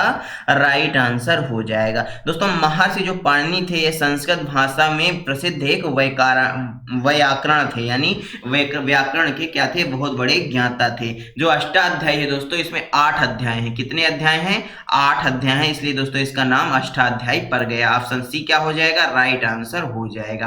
क्वेश्चन नंबर 46, दोस्तों राष्ट्रकूट वंश का संस्थापक कौन था? पुलकेशिन था, दंती दुर्ग था, सतकर्णी था या अमोघ वर्ष था? बताइए। तो दोस्तों राष्ट्रकूट जो वंश है इसके जो संस्थापक थे और प्रथम राजा थे वह कौन थे? दंती दुर्ग थे, यानी ऑप्शन बी क्या हो जाएगा? राइट आंसर हो जाएगा। राष्ट्रकूट राजवंश का जो शासन काल है दोस्तों वह 6वीं से 13वीं शताब्दी तक माना जाता है। यह बात भी नोट करते चलिएगा। राष्ट्रकूट राजवंश ने भारत के उत्तरी, दक्षिणी और मध्य भाग पर शासन किया। कहां दोस्तों? उत्तरी, दक्षिणी और दोस्तों मध्य भाग पर शासन किया। किसने? राष्ट्रकूट वंश ने। इस क्वेश्चन का सही आंसर ऑप्शन बी हो गया। दोस्तों क्वेश्चन नंबर 47, चंद्रगुप्त मौर्य का उत्तराधिकारी कौन था? दशरथ था, बिंदुसार था, चाणक्य था या दोस्तों अशोक था? बताइए। दोस्तों चंद्रगुप्त मौर्य ने मौर्य साम्राज्य की स्थापना की, ये बात तो आप सभी जानते हैं। और इसके उत्तराधिकारी की बात करें तो बिंदुसार था। कौन था? बिंदुसार था। ऑप्शन बी राइट आंसर हो जाएगा। चंद्रगुप्त मौर्य का पुत्र ही बिंदुसार था, ये बात भी याद रखिएगा। दोस्तों बिंदुसार के पुत्र की बात करें तो बिंदुसार का पुत्र अशोक था। कौन सा था? कौन था? अशोक था। ये क्वेश्चंस भी परीक्षा में ट्रेंड करते हैं। दोस्तों बिंदुसार जो थे इन्होंने लगभग 227 वर्षों तक, कितने वर्षों तक? 27 वर्षों तक शासन किया था। बिंदुसार को दोस्तों अमित्रघात के नाम से भी जाना जाता है। दूसरा नाम क्या है इनका? अमित्रघात था। क्या दोस्तों? अमित्रघात भी इन्हीं का नाम था। ऑप्शन बी राइट आंसर हो जाएगा। नेक्स्ट क्वेश्चन की ओर बढ़ते हैं दोस्तों। क्वेश्चन नंबर 48, सारनाथ में सिंह चतुर्भुज स्तंभ शीर्ष किसके द्वारा बनवाया गया था? सारनाथ में सिंह चतुर्भुज स्तंभ जो शीर्ष है, यानी सिंह चतुर्भुज का जो स्तंभ का जो शीर्ष है वह किसके द्वारा बनवाया गया था? अकबर के द्वारा बनवाया गया था, चंद्रगुप्त मौर्य के द्वारा, सम्राट अशोक के द्वारा या समुद्रगुप्त के द्वारा? बताइए। तो दोस्तों जो सारनाथ के स्तंभ में सिंह चतुर्भुज स्तंभ शीर्ष है यह दोस्तों किसके द्वारा बनवाया गया था? सम्राट अशोक के द्वारा। किसके द्वारा? सम्राट अशोक के द्वारा। ऑप्शन सी राइट आंसर हो जाएगा। जो दोस्तों इस सिंह का दोस्तों चतुर्भुज इस स्तंभ शीर्ष को ही जो दोस्तों भारतीय हमारा अपना संविधान है, भारतीय संविधान द्वारा भारत के राष्ट्रीय चिन्ह के रूप में अपनाया गया। इसमें दोस्तों शेरों की संख्या 4 है। एक शेर दोस्तों 3 आपको नजर आएंगे, एक उसके पीछे है, इसलिए दोस्तों इसको सिंह चतुर्भुज स्तंभ शीर्ष भी कहा गया है। दोस्तों जो सिंह चतुर्भुज स्तंभ शीर्ष का निर्माण है दोस्तों यह लगभग 250 ईसा पूर्व माना जाता है, 250 ईसा पूर्व माना जाता है। इस क्वेश्चन का सही आंसर ऑप्शन सी हो जाएगा। नेक्स्ट क्वेश्चन 49वां क्वेश्चन है, कनिष्क किस वंश के महान राजा थे? चोल वंश, चेर वंश, कुषाण वंश या चालुक्य वंश? बताइए। जो दोस्तों कनिष्क थे यह कुषाण वंश के महान राजा थे। ऑप्शन सी राइट आंसर हो जाएगा। दोस्तों कुषाण वंश का संस्थापक कौन था? कुजल। कौन सा दोस्तों? कुषाण वंश का संस्थापक कुजल कडफिसेस। कौन दोस्तों? कुजल कड़फिसेस इसका संस्थापक माना जाता है। कुषाण वंश के शासक कनिष्क के काल में दोस्तों गंधार कला का सर्वाधिक विकास हुआ। ये क्वेश्चन भी दोस्तों परीक्षाओं में बहुत पूछा जाता है कि जो गंधार कला थी इसका जो सर्वाधिक विकास है वह किसके शासनकाल में हुआ, तो कनिष्क के शासनकाल में हुआ। ऑप्शन सी क्या हो जाएगा, राइट आंसर हो जाएगा। क्वेश्चन नंबर 50, हड़प्पा सभ्यता के कस्बों को डॉट डॉट पैटर्न में रखा गया था। Circular grid, rectangular grid, square grid या दोस्तों रेडियल ग्रिड। बताइए जो हड़प्पा सभ्यता में कस्बे थे उनको दोस्तों किस पैटर्न में रखा गया था। दोस्तों जो हड़प्पा सभ्यता के कस्बे थे इनको रेक्टेंगुलर ग्रिड में रखा गया था। ऑप्शन सी क्या हो जाएगा, राइट आंसर हो जाएगा। हड़प्पा सभ्यता को दोस्तों सिंधु घाटी सभ्यता के नाम से भी जाना जाता है, आप सभी जानते हैं। हड़प्पा सभ्यता अपने नगर नियोजन के लिए दोस्तों प्रसिद्ध था। किसके लिए, ये क्वेश्चन भी परीक्षा में पूछता है कि बताइए हड़प्पा सभ्यता किसके लिए प्रसिद्ध था, तो दोस्तों यह नगर नियोजन के लिए सर्वाधिक प्रसिद्ध था। हड़प्पा सभ्यता के अंतर्गत दोस्तों ग्रिड पैटर्न में दोस्तों शहर कस्बों और दोस्तों कस्बों की सड़कें एवं दूसरे का समकोण पर काटती थी। क्या दोस्तों, जो हड़प्पा सभ्यता के पैटर्न में दोस्तों सड़कें थी वह कैसी थी, ग्रिड, उसमें किसमें थी, ग्रिड पैटर्न में थी। ये बात भी नोट कर लीजिएगा। इस क्वेश्चन का सही आंसर ऑप्शन बी हो गया। क्वेश्चन नंबर दोस्तों 51, महायान शब्द किस धर्म से संबंधित है। जैन धर्म, बौद्ध धर्म, शैव धर्म या सिख धर्म। बताइए जो दोस्तों महायान शब्द है यह किस धर्म से संबंधित है, तो इसका संबंध बौद्ध धर्म से है। किससे है, बौद्ध धर्म से है। बौद्ध धर्म के दोस्तों दो दोस्तों शाखाएं हैं। कौन कौन सी, हीनयान और दोस्तों महायान। क्या है दोस्तों, हीनयान और महायान। जो हीनयान संप्रदाय है ये दोस्तों बौद्ध धर्म का प्राचीन रूप माना जाता है, जबकि हीनयान संप्रदाय प्राचीन रूप माना जाता है। जो हीनयान संप्रदाय के लोग दोस्तों कर्म और धर्म पर विश्वास करते थे। किसके दोस्तों, जो हीनयान संप्रदाय है इसके जो लोग थे वह कर्म और धर्म पर विश्वास करते थे। Question B, option B right answer हो जाएगा। क्वेश्चन नंबर 52, लोथल नामक प्राचीन हड़प्पा शहर किस राज्य में स्थित है। उत्तर प्रदेश में, पंजाब में, गुजरात में या राजस्थान में। बताइए जो लोथल नाम का हड़प्पा शहर है वह किस संप्रदाय में किस राज्य में स्थित है, तो दोस्तों यह गुजरात राज्य में। लोथल का संबंध गुजरात राज्य से है। दोस्तों लोथल को हड़प्पा सभ्यता का डाक यार्ड क्या बोला जाता है, डाक यार्ड, यानी दोस्तों जहाजों की गोदी। क्या दोस्तों,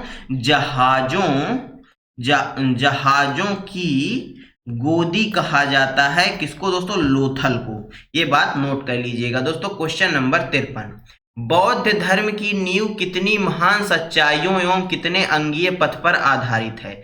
6 और 4, 2 और 8, 8 और 6 या 4 और 8। बताइए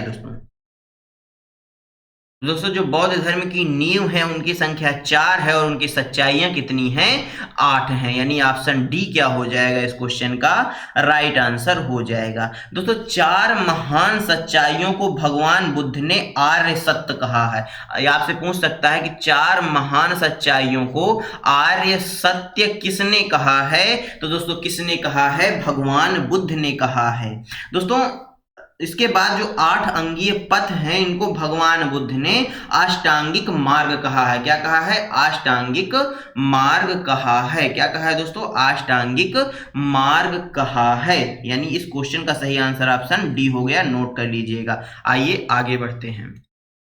क्वेश्चन नंबर 54, गौतम बुद्ध ने अपने उपदेशों में जन साधारण की किस भाषा का प्रयोग किया है। यानी आपसे क्वेश्चन पूछा है कि गौतम बुद्ध के जो उपदेश थे वह किस भाषा में दिए गए थे। दोस्तों गौतम बुद्ध के उपदेश पाली भाषा में दिए गए थे। किस भाषा में दिए गए थे, पाली भाषा में दिए गए थे। दोस्तों पाली भाषा का उद्भव भी 6वीं शताब्दी में ही हुआ था, जो दोस्तों भारत की प्राचीन भाषाओं में से एक प्राचीन भाषा है। ऑप्शन डी हो गया, राइट आंसर हो गया। दोस्तों क्वेश्चन नंबर 55, त्रिपिटक पवित्र धर्म ग्रंथ कौन से धर्म से संबंधित है। हिंदू धर्म से, पारसी धर्म से, जैन धर्म से या बौद्ध धर्म से। बताइए जो दोस्तों त्रिपिटक पवित्र धर्म ग्रंथ है, इसका संबंध किससे माना जाता है? तो दोस्तों इसका संबंध बौद्ध धर्म से माना जाता है। किससे माना जाता है? बौद्ध धर्म से माना जाता है। त्रिपिटक की भाषा कौन सी है दोस्तों? त्रिपिटक की भाषा कौन सी है? पाली भाषा है। ये बात भी नोट कर लीजिएगा, क्वेश्चन बहुत बार पूछ लेता है। इस क्वेश्चन का सही आंसर ऑप्शन डी हो गया। क्वेश्चन नंबर दोस्तों 56, उस बौद्ध ग्रंथ का नाम बताइए जिनमें भिक्षुओं के लिए नियमों का उल्लेख वर्णित किया गया है। त्रिपिटक, विनय पिटक, दोस्तों अभिधम्म पिटक या सुत्त पिटक? बताइए। उस बौद्ध धर्म के पवित्र ग्रंथ का नाम बताना है जिसमें दोस्तों भिक्षुओं के लिए नियमों का उल्लेख किया गया है। तो दोस्तों वह है विनय पिटक। कौन सा है? विनय पिटक। ऑप्शन बी क्या हो जाएगा इस क्वेश्चन का राइट आंसर हो जाएगा। क्वेश्चन नंबर 57, बोधिसत्व की अवधारणा इनमें से किससे संबंधित है? जैन धर्म से, हीनयान बौद्ध धर्म से, सिख धर्म से या महायान बौद्ध धर्म से? बताइए। दोस्तों जो बोधिसत्व है इसकी अवधारणा महायान बौद्ध धर्म से संबंधित है। दोस्तों बोधिसत्व का यह आशय है कि 10 पारमिताओं का जो पूर्ण रूप से पालन करने वाला है वह हीनयान तथा महायान बौद्ध धर्म की 2 शाखाएं थी। यह बात किसका मानना था? बोधिसत्व का क्या मानना था कि 10 पारमिताओं का जो पूर्ण रूप से पालन करने वाला है वह क्या है दोस्तों? वह बोधिसत्व है। क्या है दोस्तों? वह बोधिसत्व है। हीनयान महायान बौद्ध धर्म की 2 शाखाएं थी, ये बात मैं आपको पहले भी बता चुका हूं। इस क्वेश्चन का सही आंसर ऑप्शन डी हो जाएगा। क्वेश्चन नंबर दोस्तों 58, निम्नलिखित में से अनुसरण किए जाने वाले धर्म एवं पवित्र पुस्तिका की कौन सी जोड़ी असंगत है? इस्लाम कुरान, सिख धर्म गुरु ग्रंथ साहिब, जैन धर्म उपनिषद या ईसाई धर्म बाइबल? तो दोस्तों असत्य संगत कौन सा है? C number. जो जैन धर्म है वह उपनिषद का प्रयोग नहीं करता बल्कि उपनिषद हिंदू धर्म से संबंधित है। किस धर्म से? हिंदू धर्म से इसका संबंध है। किसका? उपनिषद का। इस्लाम का पवित्र ग्रंथ कुरान बिल्कुल सही है दोस्तों। जैन धर्म का जो पवित्र ग्रंथ है, जैन धर्म दोस्तों पवित्र ग्रंथ है वह कौन सा है? आगम साहित्य। कौन सा है दोस्तों? आगम साहित्य। नोट कर लीजिएगा। इस क्वेश्चन का सही आंसर ऑप्शन सी हो गया। क्वेश्चन नंबर 59, विश्व प्रसिद्ध गोमतेश्वर की प्रतिमा निम्न में से किस राज्य में स्थित है? कर्नाटक, गुजरात, पंजाब या पश्चिम बंगाल? बताइए। जो विश्व प्रसिद्ध गोमतेश्वर की प्रतिमा है वह निम्न में से किस राज्य में स्थित है? तो दोस्तों यह कर्नाटक राज्य में स्थित है। कहां स्थित है? कर्नाटक राज्य में स्थित है। ऑप्शन ए क्या हो जाएगा इस क्वेश्चन का राइट आंसर हो जाएगा। दोस्तों कर्नाटक राज्य के श्रवणबेल गोला गांव में, कहा दोस्तों? श्रवणबेल गोला गांव में स्थित है जो गोमतेश्वर की प्रतिमा है वही है। दोस्तों गोमतेश्वर की जो प्रतिमा है यह किसकी बनी हुई है? यह ग्रेनाइट से निर्मित है। किससे निर्मित है? ग्रेनाइट से निर्मित है। दोस्तों गोमतेश्वर की प्रतिमा का निर्माण 9वीं शताब्दी में हुआ था। कब हुआ था? 9वीं शताब्दी में हुआ था। दोस्तों गोमतेश्वर की जो प्रतिमा है यह जैन धर्म के प्रथम तीर्थंकर ऋषभदेव के पुत्र बाहुबली को समर्पित है। किसको दोस्तों? जो बाहुबली थे। बाहुबली कौन थे? बाहुबली ऋषभदेव के प्रथम पुत्र थे इनसे संबंधित है। और ऋषभदेव कौन थे? ये जैन धर्म के प्रथम तीर्थंकर भी थे। ऑप्शन ए क्या हो जाएगा राइट आंसर हो जाएगा। क्वेश्चन नंबर 60 दोस्तों, विक्रमशिला विश्वविद्यालय कहाँ स्थित है? महाराष्ट्र में, दिल्ली में, गुजरात में या दोस्तों बिहार में? बताइए। दोस्तों जो विक्रमशिला विश्वविद्यालय है यह बिहार में स्थित है। कहाँ स्थित है? बिहार में स्थित है। ऑप्शन डी राइट आंसर हो जाएगा। दोस्तों जो विक्रमशिला विश्वविद्यालय है इसकी स्थापना गोपाल वंश ने की थी। किसने दोस्तों? गोपाल वंश द्वारा इसकी स्थापना की गई थी। गोपाल वंश के शासक कौन थे? धर्मपाल थे जिन्होंने इसकी स्थापना करवाई थी। दोस्तों विक्रमशिला विश्वविद्यालय भारत का एक महत्वपूर्ण शिक्षा केंद्र भी माना जाता है। क्या माना जाता है? शिक्षा केंद्र भी माना जाता है। विक्रमशिला विश्वविद्यालय बिहार राज्य के भागलपुर जिले में स्थित है। कहां दोस्तों? बिहार राज्य का जो भागलपुर जिला है वहां पर यह स्थित है। यह दोस्तों 12वीं शताब्दी के अंत में मुस्लिम आक्रमणकारी जो बख्तियार खिलजी था इसके द्वारा दोस्तों विक्रमशिला विश्वविद्यालय को क्या कर दिया गया था? नष्ट कर दिया गया था। यह बात भी नोट कर लीजिएगा। ऑप्शन डी क्या हो जाएगा राइट आंसर हो जाएगा। ये रहा दोस्तों क्वेश्चन नंबर 61, अमरावती वास्तुकला को सर्वप्रथम किन शासकों द्वारा संरक्षण प्राप्त हुआ? मौर्य राजवंश, सातवाहन राजवंश, नंद राजवंश या दोस्तों वकाटक राजवंश? बताइए इस क्वेश्चन का सही आंसर क्या हो जाएगा। तो दोस्तों बात की जाए अमरावती वास्तुकला की, कि तो इसको दोस्तों सातवाहन राजवंश ने क्या किया था, संरक्षण प्रदान किया था। जो सातवाहन राजवंश था दोस्तों, यह दक्षिण भारत का एक प्रमुख राजवंश था। कहाँ का था दोस्तों, दक्षिण भारत का एक प्रमुख क्या था, राजवंश था। इस राजवंश के बाद दोस्तों इक्ष्वाकुओं जो वंश था, इक्ष्वाकु वंश था, उसने अमरावती वास्तुकला को संरक्षण दिया था। यह बात याद रखिएगा। ऑप्शन बी क्या हो जाएगा, राइट आंसर हो जाएगा। क्वेश्चन नंबर 62, गौतम बुद्ध का पुत्र निम्नलिखित में से कौन था? उपगुप्त था, उपाली था, राहुल था या आनंद था? बताइए, गौतम बुद्ध का पुत्र कौन था? दोस्तों गौतम बुद्ध का पुत्र राहुल था। कौन था दोस्तों, राहुल था। बात करें उपाली का, तो यह दोस्तों गौतम बुद्ध का शिष्य था। कौन था दोस्तों, यह शिष्य था। और बात करें यदि आनंद की, तो यह गौतम बुद्ध के चचेरे भाई थे। कौन थे दोस्तों, गौतम बुद्ध के चचेरे भाई थे और उनके शिष्य भी थे। उपगुप्त कौन था दोस्तों, तो ये उपगुप्त सम्राट अशोक के गुरु थे। कौन थे दोस्तों, उपगुप्त सम्राट अशोक के गुरु थे। इस क्वेश्चन का सही आंसर ऑप्शन सी हो जाएगा। क्वेश्चन नंबर दोस्तों 63, निम्नलिखित यज्ञ में से कौन सा घोड़े के बलिदान से संबंधित है? वाजपेयी यज्ञ, अग्निष्टोष्टक यज्ञ, अश्वमेघ यज्ञ या दोस्तों सूर्य यज्ञ? बताइए दोस्तों, इस क्वेश्चन का सही आंसर क्या हो जाएगा? कौन सा यज्ञ था जो दोस्तों घोड़े की बलि से संबंधित था? तो दोस्तों वह था अश्वमेघ यज्ञ। कौन सा था, अश्वमेघ यज्ञ। ऑप्शन सी क्या हो जाएगा, राइट आंसर हो जाएगा। दोस्तों जो अश्वमेघ यज्ञ है, इसका प्राचीन काल के वैदिक यज्ञों में प्रमुख स्थान था। अश्वमेघ शब्द में दोस्तों, अश्व शब्द का अर्थ घोड़ा है और मेघ शब्द का अर्थ जो मेघ शब्द है, इसका अर्थ है बलि। क्या है दोस्तों, बलि। ये बातें भी नोट कर लीजिएगा। इस क्वेश्चन का सही आंसर ऑप्शन सी हो जाएगा। दोस्तों क्वेश्चन नंबर 64, दिगंबर और श्वेतांबर पद का संबंध किस धर्म से है? बौद्ध धर्म से है, जैन धर्म से है, ईसाई धर्म से है, इस्लाम धर्म से है? बताइए, जो दिगंबर और श्वेतांबर है, इसका संबंध किस धर्म से है? तो दोस्तों दिगंबर और श्वेतांबर का जो संबंध है वह जैन धर्म से है। किस धर्म से है, जैन धर्म से है। ऑप्शन बी राइट आंसर हो जाएगा। दोस्तों जैन धर्म को श्वेतांबर और दिगंबर दो समुदायों में बांटा गया था। जो जैन धर्म था, इनको इन दो समुदायों में बांटा गया था। दोस्तों जो श्वेतांबर समुदाय के साधु होते थे, वे श्वेत वस्त्र का धारण करते थे। जो श्वेतांबर जो समुदाय के साधु होते थे, वे दोस्तों श्वेत यानी सफेद वस्त्रों का धारण करते थे। जबकि जो दिगंबर समुदाय था दोस्तों, दिगंबर समुदाय के जो साधु होते थे, वे नग्न अवस्था में रहते थे, यानी कपड़ों का धारण नहीं करते थे, बल्कि किस अवस्था में रहते थे, नग्न अवस्था में रहते थे। दोस्तों जैन धर्म में स्थूल भद्र के शिष्य श्वेतांबर और भद्रबाहु के शिष्य दिगंबर कहे जाते हैं। क्या दोस्तों, जो जैन धर्म है, इसमें स्थूल भद्र और भद्रबाहु को आपने सुना होगा। तो जो स्थूल भद्र के शिष्य थे वे श्वेतांबर थे, जबकि जो भद्रबाहु के शिष्य थे वह दिगंबर थे। इन बातों को भी नोट कर लीजिएगा। ऑप्शन बी क्या हो जाएगा, राइट आंसर हो जाएगा। दोस्तों क्वेश्चन नंबर 65, निम्नलिखित में से कौन सा दर्शन तार्किक सोच की तकनीकी में विश्वास करता है? सांख्य दर्शन, न्याय दर्शन, योग दर्शन या वेदांत दर्शन? बताइए दोस्तों, कौन सा दर्शन है जो तार्किक सोच की तकनीकी में विश्वास करता है? तो वह है दोस्तों न्याय दर्शन। कौन है, न्याय दर्शन क्या करता है, तार्किक सोच की तकनीकी में विश्वास करता है। दोस्तों न्याय दर्शन के 6 वैदिक दर्शनों में से एक है। न्याय दर्शन क्या है दोस्तों, हमारे 6 वैदिक दर्शन है। ये बात आप सभी जानते होंगे। कितने हैं वैदिक दर्शन, 6 वैदिक दर्शन है। इनमें से एक कौन सा है, न्याय दर्शन है। दोस्तों न्याय दर्शन का जो प्राचीन तथा प्रसिद्ध ग्रंथ है, उसका नाम है न्याय सूत्र। क्या है दोस्तों, न्याय दर्शन का जो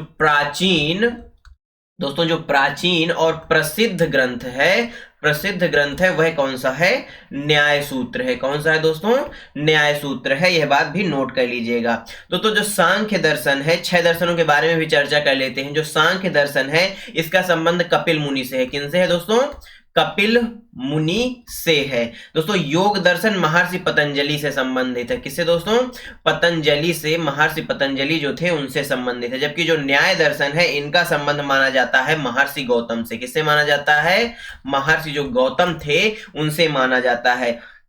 किससे माना जाता है दोस्तों, महर्षि गौतम से। जबकि जो वेदांत दर्शन है, इसका संबंध वादरायण से है। किससे दोस्तों, वादरायण से है। दोस्तों ये 4 दर्शन हो गए। 5वां दर्शन होता है कौन सा होता है, वैशेषिक। कौन सा, वैशेषिक दर्शन, इसका जो संबंध है वह किससे है? उलूक से है। किससे दोस्तों? उलूक कणाद। कौन दोस्तों? उलूक कणाद, ये भी ऋषि ही थे, इनसे है संबंध। जबकि दोस्तों अंतिम छठवां दर्शन कौन सा है? मीमांस दर्शन। कौन सा है? मीमांसा दर्शन। कौन सा दोस्तों? मीमांस नहीं होता, मीमांसा होता है। मीमांसा दर्शन, इसका संबंध किससे है? जैमिनी से है। किससे है दोस्तों? जैमिनी से है। ये बातें भी नोट कर लीजिएगा। इस क्वेश्चन का जो सही आंसर है वह क्या हो गया? ऑप्शन बी हो गया। दोस्तों क्वेश्चन नंबर 66, चीनी यात्री ह्वेनसांग समकालीन थे चंद्रगुप्त द्वितीय के, रुक्मा देवी के, हर्षवर्धन के या बिंदुसार के? बताइए दोस्तों। तो दोस्तों जो चीनी यात्री ह्वेनसांग थे ये किसके समकालीन थे? ये हर्षवर्धन के समकालीन थे। किसके थे? हर्षवर्धन के समकालीन थे। इस क्वेश्चन का सही आंसर क्या हो जाएगा? ऑप्शन सी हो जाएगा। तो दोस्तों ह्वेनसांग ने अपनी भारत यात्रा का वर्णन अपनी पुस्तक सी यू की में किया है। आपसे ये क्वेश्चन पूछ लेता है कि बताइए जो चीनी यात्री ह्वेनसांग थे इन्होंने अपनी भारत यात्रा का वर्णन किस पुस्तक में किया है? तो सी यू की में किया है। दोस्तों ह्वेनसांग को यात्रियों के राजकुमार के नाम से भी जाना जाता है। आपसे क्वेश्चन पूछ सकता है कि बताइए यात्रियों का राजकुमार किसको कहा जाता है? तो यात्रियों का जो राजकुमार है वह ह्वेनसांग को कहा जाता है। किसको कहा जाता है? ह्वेनसांग को कहा जाता है। ऑप्शन सी करेक्ट आंसर हो जाएगा। नेक्स्ट क्वेश्चन, सित्तानवासन की गुफाएं किस धर्म से संबंधित है? इंपॉर्टेंट है दोस्तों क्वेश्चन। वैष्णव धर्म से, शैव धर्म से, बौद्ध धर्म से या जैन धर्म से? बताइए। जो सित्तानवासन की गुफाएं हैं इनका संबंध किससे माना जाता है? जैन धर्म से है। किससे है? जैन धर्म से है। जो दोस्तों ये गुफाएं हैं, सित्तानवासन की जो गुफाएं हैं ये कहाँ है? वर्तमान तमिलनाडु राज्य में है। कहाँ है दोस्तों? तमिलनाडु जो राज्य है वहां पर है। तमिलनाडु के दोस्तों पुदुकोट्टई जिले में है। तमिलनाडु राज्य हो गया, जिला कौन सा हो गया दोस्तों? जिला हो गया पुदुकोट्टई जिला। ये बात भी नोट कर लीजिएगा। दोस्तों जो सित्तावासन की गुफाओं को अरिवर कोइल भी कहा जाता है। क्या कहा जाता है? अरिवर कोइल भी क्या कहा जाता है? अरिवर कोइल भी कहा जाता है। सित्तानवासन की गुफाओं का निर्माण दोस्तों सेकंड शताब्दी में हुआ था। कब हुआ था? द्वितीय शताब्दी में हुआ था। यह बात भी नोट कर लीजिएगा। ऑप्शन डी क्या हो गया? राइट आंसर हो गया। क्वेश्चन नंबर 68, तृतीय बौद्ध परिषद का आयोजन किसके द्वारा कराया गया था? चंद्रगुप्त के द्वारा, हर्षवर्धन के द्वारा, अशोक के द्वारा या कनिष्क के द्वारा? बताइए। जो तीसरी बौद्ध परिषद हुई थी इसका आयोजन किसके द्वारा करवाया गया था? दोस्तों इसका आयोजन किसके द्वारा करवाया गया था? अशोक के द्वारा करवाया गया था। अशोक के द्वारा करवाया गया था दोस्तों। अशोक के द्वारा कहां पर हुआ था? पाटलिपुत्र में हुआ था। कहां हुआ था? पाटलिपुत्र में इसका आयोजन किया गया था। पाटलिपुत्र कहां है दोस्तों? बिहार। वर्तमान बिहार की जो राजधानी पटना है उसी को पाटलिपुत्र के नाम से जाना जाता है। दोस्तों तृतीय जो बौद्ध संगति है इसका आयोजन 250 ईसा पूर्व हुआ था। कब हुआ था? 250 ईसा पूर्व हुआ था। इसकी अध्यक्षता करने वाले कौन थे यदि आपसे पूछ ले दोस्तों? तो मोगलिपुत्तिस क्या थे? नाम लिख लीजिए दोस्तों, बहुत कठिन नाम है। मोगलिपुत्तिस, ये इनका नाम था दोस्तों जिन्होंने इसकी अध्यक्षता की थी। दोस्तों प्रथम बौद्ध संगति का आयोजन यदि आपसे पूछ ले तो दोस्तों 483 ईसा पूर्व करवाया गया था। और किसके संरक्षण में? अजाद शत्रु के। किसके दोस्तों? अजाद शत्रु के संरक्षण में करवाया गया था। दोस्तों इसके जो अध्यक्ष थे वह कौन से थे? वह महाकश्यप थे। कौन थे? महाकश्यप थे। और दोस्तों कहां हुआ था इसका आयोजन? राजगृह में हुआ था। कहां हुआ था? राजगृह में हुआ था प्रथम बौद्ध परिषद का आयोजन। दोस्तों द्वितीय जो बौद्ध परिषद है इसका आयोजन 383 ईसा पूर्व हुआ था। कब हुआ था? 383 ईसा पूर्व हुआ था। और किसके संरक्षण में हुआ था यदि पूछ ले तो दोस्तों कालाशोक। किसके दोस्तों? कालाशोक का संरक्षण था। और इसके जो अध्यक्ष थे वह कौन थे? वह सबकामी थे। कौन से दोस्तों? सबकामी इसके अध्यक्ष थे। दोस्तों यह दोस्तों कहां आयोजित हुआ था? यह वैशाली जिले में हुआ था। कहां हुआ था? वैशाली जिले में इसका आयोजन करवाया गया था। जो चतुर्थ बौद्ध परिषद है दोस्तों इसका आयोजन 72 ईसा पूर्व करवाया गया। कब करवाया गया? 72 ईसा पूर्व करवाया गया। और किसने करवाया दोस्तों? कनिष्क ने करवाया। किसने दोस्तों? कनिष्क ने करवाया। और इसके जो अध्यक्ष थे वह थे वसुमित्र। कौन से थे? वसुमित्र थे। और कहां यह हुआ था दोस्तों? यह कहां हुआ था? कुंडल वन में। कहां हुआ था? कुंडल वन में हुआ था। और कुंडल वन हाल वर्तमान कश्मीर में है। कहां है दोस्तों? कश्मीर में है। ये बातें नोट कर लीजिएगा। तो दोस्तों चारों बौद्ध संगति के बारे में मैंने आपको यहाँ पर बता दिया है, सभी को अच्छी तरीके से पढ़ लीजिएगा। इससे तो एक क्वेश्चन आपको परीक्षा में देखने को 100% मिलेगा ही मिलेगा। इस क्वेश्चन का सही आंसर क्या हो जाएगा? ऑप्शन सी हो जाएगा। क्वेश्चन नंबर दोस्तों 69, बौद्ध धर्म से संबंधित प्रख्यात भवन संरचना धामेक स्तूप का निर्माण मूलतः किस वंश के शासन काल के दौरान कराया गया था? नंद वंश के, शुंग वंश के, कण्व वंश के, या दोस्तों मौर्य वंश के? बताइए दोस्तों किस वंश के शासनकाल में करवाया गया था इसका निर्माण? कौन से स्तूप का? प्रख्यात भवन संरचना धामेक स्तूप का निर्माण मौर्य वंश के शासनकाल के दौरान करवाया गया था। दोस्तों जो धामेक स्तूप है ये यूपी राज्य के दोस्तों वाराणसी में है। कहां दोस्तों? वाराणसी में है। वाराणसी में कहां पे दोस्तों? सारनाथ में। कहां है दोस्तों? सारनाथ में है। ये बात भी नोट कर लीजिएगा।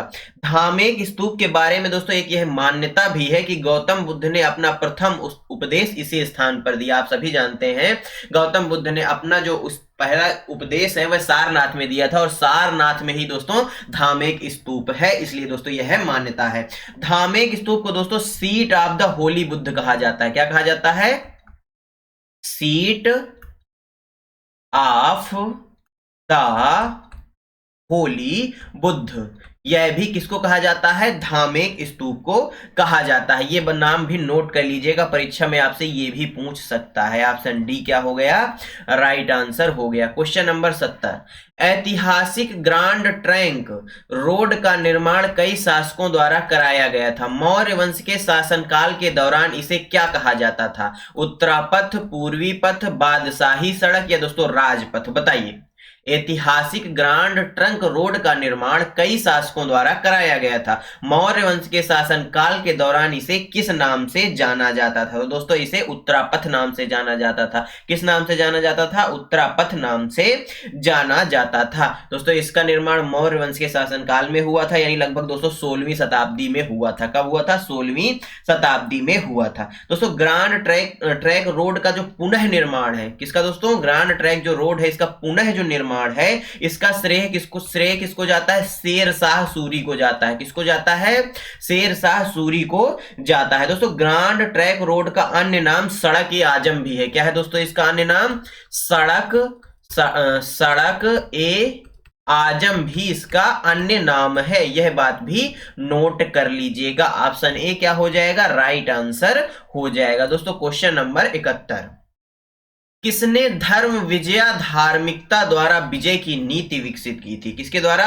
धर्म विजया धार्मिकता के द्वारा नीति विकसित की थी। बिंदुसार ने, महेंद्र ने, अशोक ने, या दोस्तों बिंबिसार ने? दोस्तों धर्म विजया धार्मिकता का जो अर्थ है वह क्या है? धार्मिकता द्वारा विजय। क्या दोस्तों? धार्मिकता द्वारा। धर्म विजय का जो अर्थ है वह है धार्मिकता द्वारा विजय। और इसको विकसित करने वाला, इस नीति को अपनाने वाला कौन था? अशोक था। कौन था दोस्तों? अशोक था। अशोक मौर्य वंश का सम्राट था। ये बात तो आप सभी जानते हैं। जो अशोक का जन्म है दोस्तों वह 304 ईसा पूर्व हुआ था। कब हुआ था? 304 ईसा पूर्व हुआ था। कहां हुआ था? पाटलिपुत्र में हुआ था। कहां हुआ था? पाटलिपुत्र में हुआ था। अशोक दोस्तों 269 ईसा पूर्व मगध के सिंहासन पर बैठा। कहां बैठा? मगध के सिंहासन पर बैठा। अशोक की दोस्तों जो मृत्यु बताई जाती है वह 232 ईसा पूर्व बताई जाती है। कब बताई जाती है? 232 ईसा पूर्व बताई जाती है। दोस्तों अशोक को देव नाम प्रियदर्शी के नाम से भी जाना जाता है। ये इंपॉर्टेंट क्वेश्चन है दोस्तों। अन्य नाम क्या है अशोक का? देव नाम प्रियदर्शी अशोक का क्या है? अन्य नाम है। यह बात भी नोट कर लीजिएगा। ऑप्शन सी क्या हो जाएगा इस क्वेश्चन का? राइट आंसर हो जाएगा। दोस्तों क्वेश्चन नंबर 72, प्रसिद्ध कलिंग युद्ध ने सम्राट अशोक को युद्ध छोड़ने और बौद्ध धर्म अपनाने के लिए प्रेरित किया था। यह युद्ध उड़ीसा में कब लड़ा गया? 261 ईसा पूर्व लड़ा गया, 262 ईसा पूर्व लड़ा गया, 260 ईसा पूर्व, या 264 ईसा पूर्व? तो दोस्तों यह 261 ईसा पूर्व लड़ा गया। कब लड़ा गया?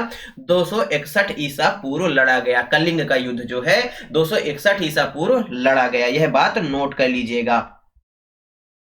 दोस्तों बात करें सम्राट अशोक ने युद्ध छोड़ने और बौद्ध धर्म अपनाने का फैसला कलिंग युद्ध में हुए भयंकर नरसंहार के कारण किया था। किसके कारण किया था?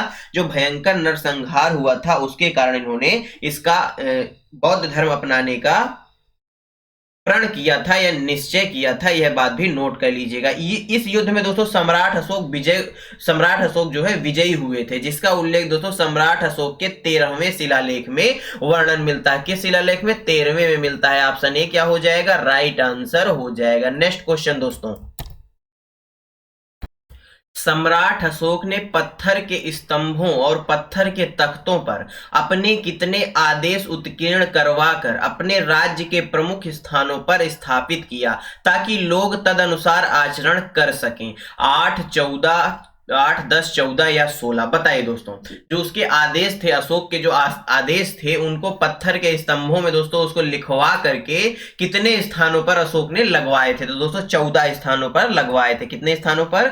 14 स्थानों पर लगवाए थे। दोस्तों सम्राट अशोक के समय में इतिहास की जानकारी हमें दोस्तों इन्हीं अभिलेखों से मिलती है। किससे मिलती है? इन्हीं जो अभिलेख इन्होंने लगवाए थे इन्हीं से प्राप्त होती है। दोस्तों सम्राट अशोक ने शिलालेख सबसे पहले कब लगवाए थे? 1837 ईस्वी में लगवाए थे। कब लगवाए थे? 1837 ईस्वी में लगवाए थे। माफ करिएगा, अशोक के जो शिलालेख थे इनको सबसे पहले पढ़ने वाले कौन थे? जेम्स प्रिंसेस थे, जिन्होंने दोस्तों 1837 में पढ़ा था। ये बात है, नोट करनी है आपको। Question number C right answer हो जाएगा। क्वेश्चन नंबर 274, हर्यक वंश का संस्थापक कौन था? शिशुनाग था, उदयीन था, या दोस्तों बिंबिसार था, या घनानंद था? बताइए, हर्यक वंश का संस्थापक कौन था? दोस्तों हर्यक वंश का संस्थापक बिंबिसार माना जाता है। कौन माना जाता है? बिंबिसार माना जाता है। ऑप्शन सी राइट आंसर हो जाएगा। हर्यक वंश के संस्थापक बिंबिसार को दोस्तों श्रेणिक नाम से भी जाना जाता है। किस नाम से जाना जाता है?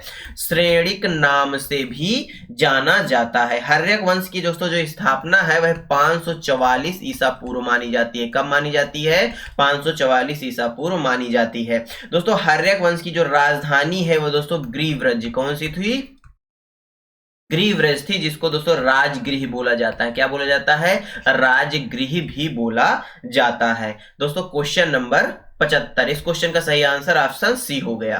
निम्नलिखित में से कौन सा साम्राज्य सबसे लंबी अवधि तक रहा? प्रतिहार, पाल, सेन या राष्ट्रकूट? बताइए कौन सा साम्राज्य है जो सबसे लंबी अवधि तक रहा? तो वह था दोस्तों पाल साम्राज्य। कौन सा था? पाल साम्राज्य। ऑप्शन बी राइट आंसर हो जाएगा। दोस्तों प्रतिहार साम्राज्य की बात करें तो इसकी जो काला अवधि थी वह 8वीं से 11वीं शताब्दी थी। कब थी? 8वीं से 11वीं शताब्दी। जबकि दोस्तों जो पाल साम्राज्य है इसकी मानी जाती है कब से कब तक मानी जाती है? 750 ईसा पूर्व से दोस्तों 1174 ईसा पूर्व तक मानी जाती है। जबकि दोस्तों जो सेन साम्राज्य है इसकी अवधि 1070 ईसा पूर्व से 1230 ईसा पूर्व तक मानी जाती है। इस क्वेश्चन का सही आंसर क्या हो गया दोस्तों? ऑप्शन बी हो गया। दोस्तों राष्ट्रकूट वंश की भी लिख लीजिए, अवधि है 735 ईसा पूर्व से 982 ईसा पूर्व तक माना जाता है। दोस्तों क्वेश्चन नंबर 76, सातवाहनों द्वारा उपयोग किया जाने वाला तांबा और चांदी का मिश्रण क्या कहलाता है? टका, जीतल, पोटीन या निस्क? बताइए दोस्तों, इसको पोटीन कहा जाता है। क्या कहा जाता है? पोटीन कहा जाता है। ऑप्शन सी क्या हो जाएगा? राइट आंसर हो जाएगा। इस क्वेश्चन में दोस्तों बताने लायक कुछ खास है नहीं। नेक्स्ट क्वेश्चन, अशोक ने धम्म के प्रचार के लिए किस नए पद का निर्माण किया था? दशरथ, बिंदुसार, चाणक्य या अशोक? बताइए दोस्तों।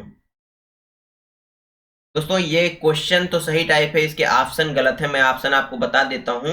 अशोक ने धम्म के प्रचार के लिए किस नए पद का निर्माण किया था? पहला पद है समाहर्ता। क्या है दोस्तों? समाहर्ता। दूसरा है दोस्तों राजुकास। क्या है दोस्तों? राजुकास। तीसरा ऑप्शन है बोधिसत्व। क्या है दोस्तों? बोधिसत्व। और चौथा ऑप्शन है धम्म महामात्र। ये है दोस्तों आपका option A, option B, option C, option D, बताइए कौन सा हो जाएगा सही आंसर। तो दोस्तों इसका सही आंसर धम्म महापात्र हो जाएगा, ऑप्शन डी राइट आंसर हो जाएगा। अशोक ने दोस्तों धम्म के प्रचार के लिए नए पद धम्म महापात्र का निर्माण किया था। प्राचीन भारत में दोस्तों, प्राचीन भारत में राज्य की शासन व्यवस्था के अंतर्गत धम्म महापात्र नामक राज्य कर्मचारियों की नियुक्ति भी की जाती थी। तो दोस्तों इस क्वेश्चन का सही आंसर क्या हो गया, ऑप्शन डी हो गया। इस बात को नोट कर लीजिएगा दोस्तों। क्वेश्चन नंबर 78, कौटिल्य का अर्थशास्त्र हमें किस वंश के प्रशासन के बारे में जानकारी देता है? गुप्त वंश, मौर्य वंश, प्रतिहार वंश या राष्ट्रकूट वंश? बताइए। जो कौटिल्य यानी दोस्तों जो चाणक्य थे, ये चाणक्य थे, इनका जो अर्थशास्त्र है वो दोस्तों किस वंश के शासन की या प्रशासन की जानकारी देता है? तो दोस्तों यह मौर्य वंश के, किसके दोस्तों? मौर्य वंश के प्रशासन की जानकारी देता है। दोस्तों जो अर्थशास्त्र पुस्तक है ये मौर्यकालीन राजनीति, सामाजिक व्यवस्था आदि दोस्तों विभिन्न प्रकार की जानकारियों से सुसज्जित है। ऑप्शन बी क्या हो जाएगा, राइट आंसर हो जाएगा। दोस्तों क्वेश्चन नंबर 79, अशोक के शासन काल की सबसे महत्वपूर्ण घटना कलिंग आधुनिक युग में किस पर विजय थी, जो उनके जीवन का एक महत्वपूर्ण परिवर्तन सिद्ध हुआ? असम, झारखंड, बिहार या ओडिशा? तो दोस्तों यह ओडिशा पर विजय थी। किस पर विजय थी? ओडिशा पर विजय थी। दोस्तों यही कलिंग युद्ध के बाद जो अशोक थे उनके जीवन में परिवर्तन हुआ और दोस्तों उन्होंने युद्ध ना करने का भी फैसला लिया था। यह बात आपको पहले भी मैं बता चुका हूं। इस क्वेश्चन का सही आंसर क्या हो गया, ऑप्शन डी हो गया। क्वेश्चन नंबर दोस्तों 80, किस मूल भारतीय राजवंश ने अपने शासकों के चित्र वाले सिक्के जारी किए थे? पेशवा, राष्ट्रकूट, सातवाहन या पांड्य? बताइए, बताइए दोस्तों। दोस्तों वह कौन सा राजवंश था? वह सातवाहन राजवंश था। ऑप्शन सी क्या होगा, राइट आंसर हो जाएगा। सातवाहन राजवंश दोस्तों प्राचीन भारत का एक प्रमुख राजवंश भी था। सातवाहन राजवंश की दोस्तों राजधानी थी वह प्रतिष्ठान थी। क्या थी दोस्तों? प्रतिष्ठान इसकी राजधानी थी। दोस्तों सातवाहन वंश के जो संस्थापक हैं वह कौन माने जाते हैं? सिमुक माने जाते हैं। कौन माने जाते हैं? सिमुक माने जाते हैं। सातवाहन वंश के दोस्तों शासकों ने तांबे, चांदी, शीशे, कांसे तथा दोस्तों पोटीन के सिक्के जारी किए थे। दोस्तों सातवाहन राजवंश की जो राजभाषा के रूप में प्राकृत भाषा थी, कौन सी थी? प्राकृत भाषा राजभाषा के रूप में थी। दोस्तों सातवाहन वंश के बारे में जानकारी दोस्तों मत्स्य पुराण से मिलती है। किससे मिलती है? मत्स्य पुराण से इसकी जानकारी मिलती है। दोस्तों यह दक्षिण भारत के हिस्से में शासन करने वाला राजवंश था। यह बात भी नोट कर लीजिएगा। ऑप्शन सी क्या हो जाएगा, राइट आंसर हो जाएगा। दोस्तों क्वेश्चन नंबर 81, उस महान व्यक्ति का नाम बताइए जिसने भारत में बीज गणित के क्षेत्र में महत्वपूर्ण योगदान किया? चरक, ब्रह्मगुप्त, वराहमिहिर या आर्यभट्ट? बताइए दोस्तों। उस महान व्यक्ति का नाम बताइए जिसने भारत में बीज गणित के क्षेत्र में महत्वपूर्ण योगदान दिया था। तो दोस्तों वह कौन थे? आर्यभट्ट थे। कौन थे दोस्तों? आर्यभट्ट थे। आर्यभट्ट ने दोस्तों बीज गणित के क्षेत्र में महत्वपूर्ण योगदान दिया। दोस्तों आर्यभट्ट का जन्म 476 ईसा पूर्व दोस्तों पाटलिपुत्र यानी वर्तमान पटना में हुआ था। आर्यभट्ट दोस्तों महान गणितज्ञों में से एक थे। दोस्तों आर्यभट्ट ने दो प्रमुख पुस्तकें लिखी। एक थी दोस्तों आर्यभट्टीय। कौन थी दोस्तों? आर्यभट्टीय। दूसरी कौन सी दोस्तों? आर्यभट्ट सिद्धांत। कौन सी थी दोस्तों दूसरी? आर्यभट्ट सिद्धांत दूसरी पुस्तक थी। यह बात भी नोट कर लीजिएगा। इस क्वेश्चन का सही आंसर ऑप्शन डी हो जाएगा। क्वेश्चन नंबर 82, नटराज की प्रसिद्ध कांस्य प्रतिमा निम्नलिखित साम्राज्यों में से किससे संबंधित है? चेर, चोल, पांड्य या पल्लव? बताइए कौन से साम्राज्य से संबंधित नटराज की प्रतिमा है? तो दोस्तों चोल वंश से। किससे दोस्तों? चोल साम्राज्य से या चोल वंश से संबंधित है। नटराज की जो प्रसिद्ध कांस्य प्रतिमा है दोस्तों भगवान शिव को नृत्य करते हुए इसमें दिखाया गया है। किसमें दोस्तों? जो नटराज की प्रतिमा है इसमें जो भगवान शिव जी हैं, भगवान भोलेनाथ हैं, भगवान शिव जी हैं, इनको नृत्य करते हुए दिखाया गया है। नटराज की जो प्रसिद्ध कांस्य प्रतिमा है दोस्तों तमिलनाडु राज्य के चिदंबरम में स्थित है। कहाँ स्थित है? तमिलनाडु राज्य के, जो तमिलनाडु राज्य है इसमें जो जिला है, स्थान है चिदंबरम, वहां पर स्थित है। यह बात नोट कर लीजिएगा। इस क्वेश्चन का सही आंसर क्या हो गया? ऑप्शन बी हो गया। क्वेश्चन नंबर 83, निम्नलिखित में से कौन सा तमिल साहित्य का महाकाव्य है? सिलप्पदिकारम, नालादियार, तोलकाप्पियम या दोस्तों एट्टुगोइथ? बताइए, बताइए इस क्वेश्चन का सही आंसर क्या हो जाएगा। तो दोस्तों इसमें से जो सही आंसर हो जाएगा वह हो जाएगा ऑप्शन ए सिलप्पदिकारम। क्या हो जाएगा? सिलप्पदिकारम। दोस्तों जो सिलप्पदिकारम महाकाव्य की रचना चोल वंश के शासनकाल में हुई थी। किस वंश के शासनकाल में हुई थी? चोल वंश के शासन काल में हुई थी और यह तमिल साहित्य एक तमिल महाकाव्य है। यह बातें भी नोट कर लीजिएगा। दोस्तों सिलप्पदिकारम महाकाव्य 3 भागों में है। कितने भागों में है? 3 भागों में है। दोस्तों सिलप्पदिकारम महाकाव्य के लेखक कौन है दोस्तों? इलांगो है। कौन है दोस्तों? इलांगो आदिगल इनका पूरा नाम है। क्या नाम है? इलांगो आदिगल इनका पूरा नाम है। ऑप्शन ए क्या हो जाएगा? राइट आंसर हो जाएगा। क्वेश्चन नंबर 84, हड़प्पा वासियों द्वारा निम्नलिखित में से किस भवन निर्माण सामग्री का उपयोग किया गया था? चिकनी मिट्टी का, लाल बलुआ पत्थर का, या तप्त मिट्टी की ईंटों का, या दोस्तों धूप में सुखाई ईंटों का? बताइए। जो हड़प्पा काल के भवन थे दोस्तों उसमें किस प्रकार की मिट्टी के ईंटों का प्रयोग किया गया था? दोस्तों तप्त मिट्टी की ईंटों का प्रयोग किया गया था। ऑप्शन सी राइट आंसर हो जाएगा। हड़प्पा सिंधु घाटी सभ्यता का दोस्तों एक प्रमुख शहर भी है। वर्तमान में दोस्तों जो हड़प्पा शहर है वह कहाँ है? पाकिस्तान में है। कहाँ है दोस्तों? पाकिस्तान में है। पाकिस्तान में दोस्तों पाकिस्तान का जो पंजाब प्रांत है वहां पर है। दोस्तों इस बात को नोट कर लीजिएगा। क्वेश्चन नंबर दोस्तों अगला, निम्न में से किसे औषधि का देवता कहा जाता है? आर्यभट्ट को, पतंजलि को, पाणिनि को, या धन्वंतरि को? बताइए दोस्तों। दोस्तों भगवान जो धन्वंतरि हैं इनको औषधि का देवता कहा जाता है। दोस्तों धन्वंतरि आयुर्वेद से प्रेरणता है। मतलब दोस्तों आयुर्वेद की जो रचना है वह धन्वंतरि जी ने की थी ऐसा माना जाता है। दोस्तों धन्वंतरि जो है यह चंद्रगुप्त द्वितीय और विक्रमादित्य के दरबार में उनके 9 रत्नों में से शामिल थे। इनमें दोस्तों जो 9 रत्न थे चंद्रगुप्त द्वितीय या विक्रमादित्य उनके 9 रत्नों में शामिल थे। दोस्तों धन्वंतरि चंद्रगुप्त द्वितीय और विक्रमादित्य के दरबार में आयुर्वेद के क्या थे? चिकित्सक थे। क्या थे दोस्तों? चिकित्सक थे।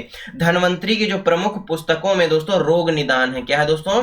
रोग निदान इनकी एक प्रमुख पुस्तक है। इसको भी नोट कर लीजिएगा। इसके साथ साथ दोस्तों वैद चिंतामणि भी इन्होंने लिखी है। ये पुस्तकें बहुत ही महत्वपूर्ण है परीक्षा की दृष्टि से। ऑप्शन डी राइट आंसर हो जाएगा। क्वेश्चन नंबर 286, विजयालय जो चोल वंश का संस्थापक था वह पहले सामंत था। कादंबरों का, पांड्यों का, पल्लवों का, राष्ट्रकूटों का? बताइए दोस्तों।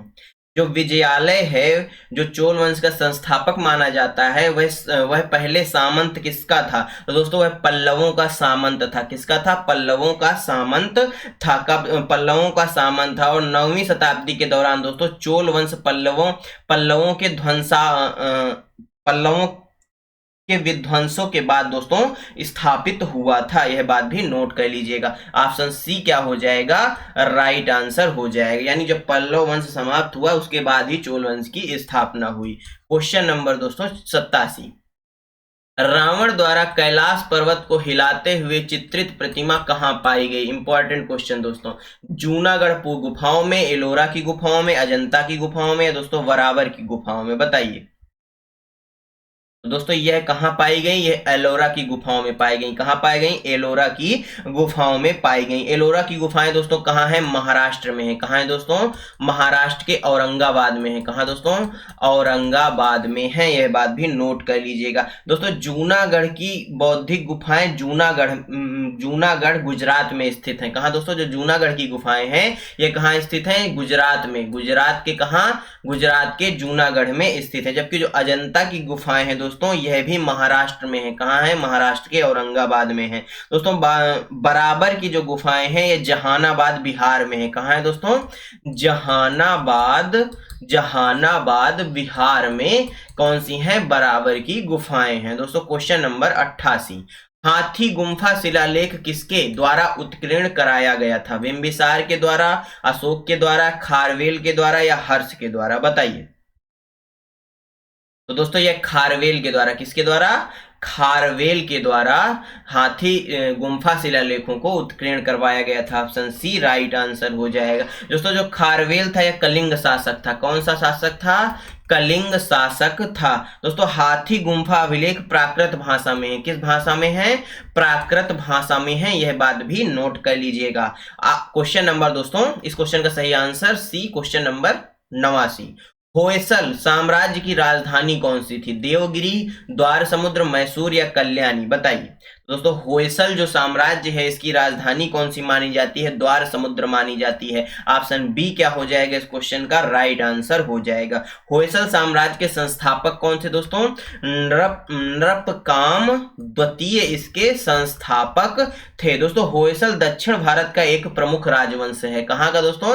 दक्षिण भारत का एक प्रमुख राजवंश है जिसने दोस्तों 10वीं शताब्दी और दोस्तों 10वीं शताब्दी से 14वीं शताब्दी तक राज किया था। यह बात भी नोट करिएगा। ऑप्शन बी करेक्ट आंसर हो जाएगा। दोस्तों क्वेश्चन नंबर 90, पुलकेशिन द्वितीय किस राजवंश का सर्वाधिक प्रख्यात शासक था? चालुक्य, काकतीय, पांड्य या दोस्तों होयसल? बताइए, जो पुलकेशिन द्वितीय था वह किस राजवंश का सर्वाधिक प्रख्यात शासक था? तो दोस्तों वह चालुक्य वंश से संबंधित है। चालुक्य वंश का एक प्रख्यात शासक था। दोस्तों चालुक्य वंश की राजधानी कौन सी थी? बादामी थी। कौन सी थी दोस्तों? बादामी इसकी राजधानी थी। जबकि जो पुलकेशिन द्वितीय ने तत्कालीन कन्नौज के राजा हर्ष को दोस्तों युद्ध में पराजित किया था। किसको पराजित किया था? राजा हर्ष को, जो कहां के राजा थे? कन्नौज के राजा थे। चालुक्य राजवंश दोस्तों 6वीं से 12वीं शताब्दी, कौन सी शताब्दी से? 6वीं से दोस्तों 12वीं शताब्दी के दौरान दक्षिण भारत के एक बड़े क्षेत्र में शासन किया। किसने? चालुक्य राजवंश ने। दोस्तों चालुक्य राजवंश की भारत में कई शाखाएं थी, यह बात भी नोट करिएगा। दोस्तों पुलकेशिन द्वितीय चालुक्य राजवंश की शाखा वातापी यानी बादामी से संबंधित थे। दोस्तों जो पुलकेशिन द्वितीय थे इनके शासन में चालुक्य राजवंश सर्वाधिक शक्तिशाली था। आपसे क्वेश्चन पूछ सकता है कि बताइए किसके शासन काल में चालुक्य राजवंश सर्वाधिक शक्तिशाली था? तो दोस्तों वह पुलकेशिन द्वितीय थे। चालुक्य राजवंश का जो प्रारंभिक इतिहास तथा पुलकेशिन द्वितीय के बारे में जो जानकारी दोस्तों प्राप्त होती है वह कहां से प्राप्त होती है? ऐहोल अभिलेख से। कहां दोस्तों? कहां से प्राप्त होती है? ऐहोल अभिलेख से प्राप्त होती है। यह बात भी नोट कर लीजिएगा, क्वेश्चन बन सकता है। ऑप्शन ए राइट आंसर हो जाएगा। दोस्तों क्वेश्चन नंबर 91, कौन से चोल वंश के राजा ने मालदीव के द्वीपों पर दरियाई विजय प्राप्त की थी? करिकाला ने, राजा राज ने, महेंद्र ने या दोस्तों विक्रम ने? बताइए दोस्तों। तो दोस्तों राजा राज जो थे इन्होंने दरियाई विजय प्राप्त की थी मालदीव में। दोस्तों चोल राजा थे। कौन से राजा थे? ये चोल वंश के राजा थे। इन्होंने अनेक सैनिकों के अभियानों का संचालन भी किया था और अपने एक नौसेना के अभियान के तहत इन्होंने भारत के दक्षिण भाग और मालदीव पर विजय प्राप्त की थी। दोस्तों मालदीव पर विजय चोल राजा राज की अंतिम विजय भी थी। दोस्तों राजा राज जो थे इनकी अंतिम विजय मालदीव पर जो विजय हुई थी वही थी। यह बात भी नोट कर लीजिएगा। ऑप्शन बी क्या हो जाएगा? राइट आंसर हो जाएगा। क्वेश्चन नंबर 92, कौन सा साम्राज्य 7वीं और 8वीं सदी में बहुत शक्तिशाली हो गया और कांचीपुरम उसकी राजधानी थी? पल्लव, प्रतिहार, पाल या चोल वंश? बताइए। 7वीं और 8वीं शताब्दी में बहुत ही शक्तिशाली हो गया, वह था दोस्तों पल्लव राजवंश। कौन सा था दोस्तों? पल्लव राजवंश या पल्लव साम्राज्य था जिसकी राजधानी बाद में दोस्तों कांचीपुरम थी। दोस्तों पल्लवों ने 3री शताब्दी से 9वीं शताब्दी तक दोस्तों दक्षिण भारत पर राज किया। कहाँ किया दोस्तों? ये दक्षिण भारत पर इन्होंने राज किया। कब से दोस्तों? 3री शताब्दी से 9वीं शताब्दी तक इन्होंने राज किया। दोस्तों पल्लवों के अंत के बाद दक्षिण भारत में दोस्तों चोल साम्राज्य का उदय हुआ या चोलों का उदय हुआ। दोस्तों पल्लवों का जो अंतिम शासक था वह कौन सा था? वह दोस्तों वह था अपराजित वर्मन। यह दोस्तों पल्लव राजवंश का अंतिम शासक भी था। ऑप्शन ए राइट आंसर हो जाएगा। क्वेश्चन नंबर 93, किस वंश ने मदुरई के आसपास के क्षेत्र पर शासन किया और 13वीं शताब्दी में सर्वोच्चता को प्राप्त किया? दोस्तों किस वंश ने मदुरई के आसपास के क्षेत्र पर शासन किया और 13वीं शताब्दी में सर्वोच्चता प्राप्त की? तो दोस्तों वह था पांड्य। कौन सा दोस्तों? पांड्य राजवंश था। कौन सा था? पांड्य वंश या पांड्या वंश था जिसने दोस्तों कहा मदुरई के आसपास क्षेत्र पर शासन किया। दोस्तों मदुरई पांड्या राजवंश की राजधानी थी। क्या दोस्तों? मदुरई जो थी यह पांड्या राजवंश की क्या थी? राजधानी थी। वर्तमान में दोस्तों मदुरई कहां है? भारत के तमिलनाडु राज्य में है। कहां है दोस्तों? तमिलनाडु राज्य में है। यह बात भी नोट कर लीजिए। कहां है दोस्तों? तमिलनाडु राज्य में है। दोस्तों पांड्य राजवंश दक्षिण भारत के प्रमुख राजवंशों में से एक था।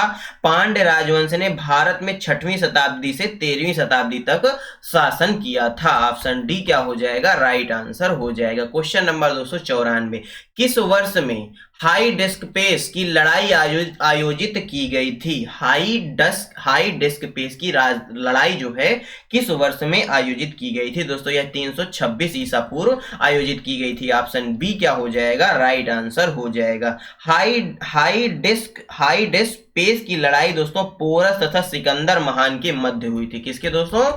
पोरस व जो सिकंदर इसके मध्य हुई थी। और कहाँ हुई थी दोस्तों? यह झेलम, इसको दोस्तों झेलम की लड़ाई भी कहा जाता है। क्या कहा जाता है? झेलम की लड़ाई भी कहा जाता है। यह बात भी नोट कर लीजिएगा। ऑप्शन बी राइट आंसर हो जाएगा। क्वेश्चन नंबर 95, दक्षिण भारतीय मंदिरों में प्रवेश द्वार को क्या कहा जाता है? गोपुरम कहा जाता है, घर कहा जाता है, विमान कहा जाता है या अंतरिक्ष कहा जाता है? बताइए। तो दोस्तों इसको गोपुरम कहा जाता है। क्या कहा जाता है? गोपुरम कहा जाता है। इस प्रकार दोस्तों, इस प्रकार के द्वार मुख्यतः दोस्तों दक्षिण भारत के मंदिरों का प्रतिनिधित्व करते हैं या दक्षिण भारत के मंदिरों में ही पाए जाते हैं। दोस्तों दक्षिण भारत में जो मंदिर बनाए जाते हैं वह प्रमुखतः दोस्तों द्रविड़ शैली में बनाए जाते हैं। किस शैली में बनाए जाते हैं? द्रविड़ शैली में बनाए जाते हैं। दोस्तों दक्षिण भारत के मंदिरों के प्रवेश द्वार के रूप में गोपुरम का निर्माण सर्वप्रथम किसने करवाया था? पल्लव शासकों ने करवाया था। किसने करवाया था? पल्लव शासकों ने करवाया था। यह बात भी नोट करिएगा। ऑप्शन ए राइट आंसर हो जाएगा। दोस्तों क्वेश्चन नंबर 96, सत्यमेव जयते शब्द किस उपनिषद में वर्णित है? मुंडकोपनिषद में, छांदोग्योपनिषद में, कंठोपनिषद में या दोस्तों जाबलोपनिषद में? बताइए।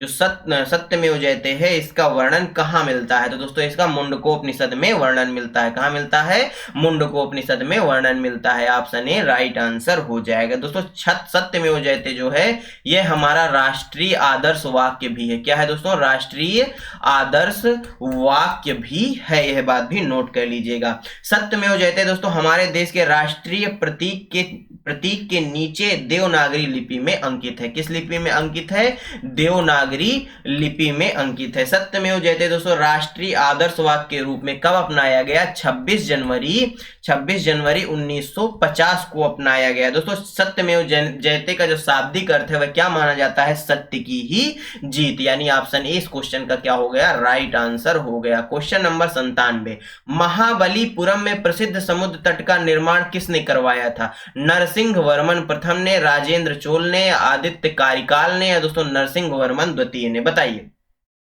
जो महाबलीपुरम में प्रसिद्ध समुद्र तट है इसका निर्माण किसने करवाया था? तो दोस्तों इसका निर्माण नरसिंह वर्मन द्वितीय ने करवाया था। किसने करवाया था? नरसिंह वर्मन द्वितीय ने करवाया था। यह दोस्तों पल्लव वंश के शासक थे। किस वंश से संबंध है इनका?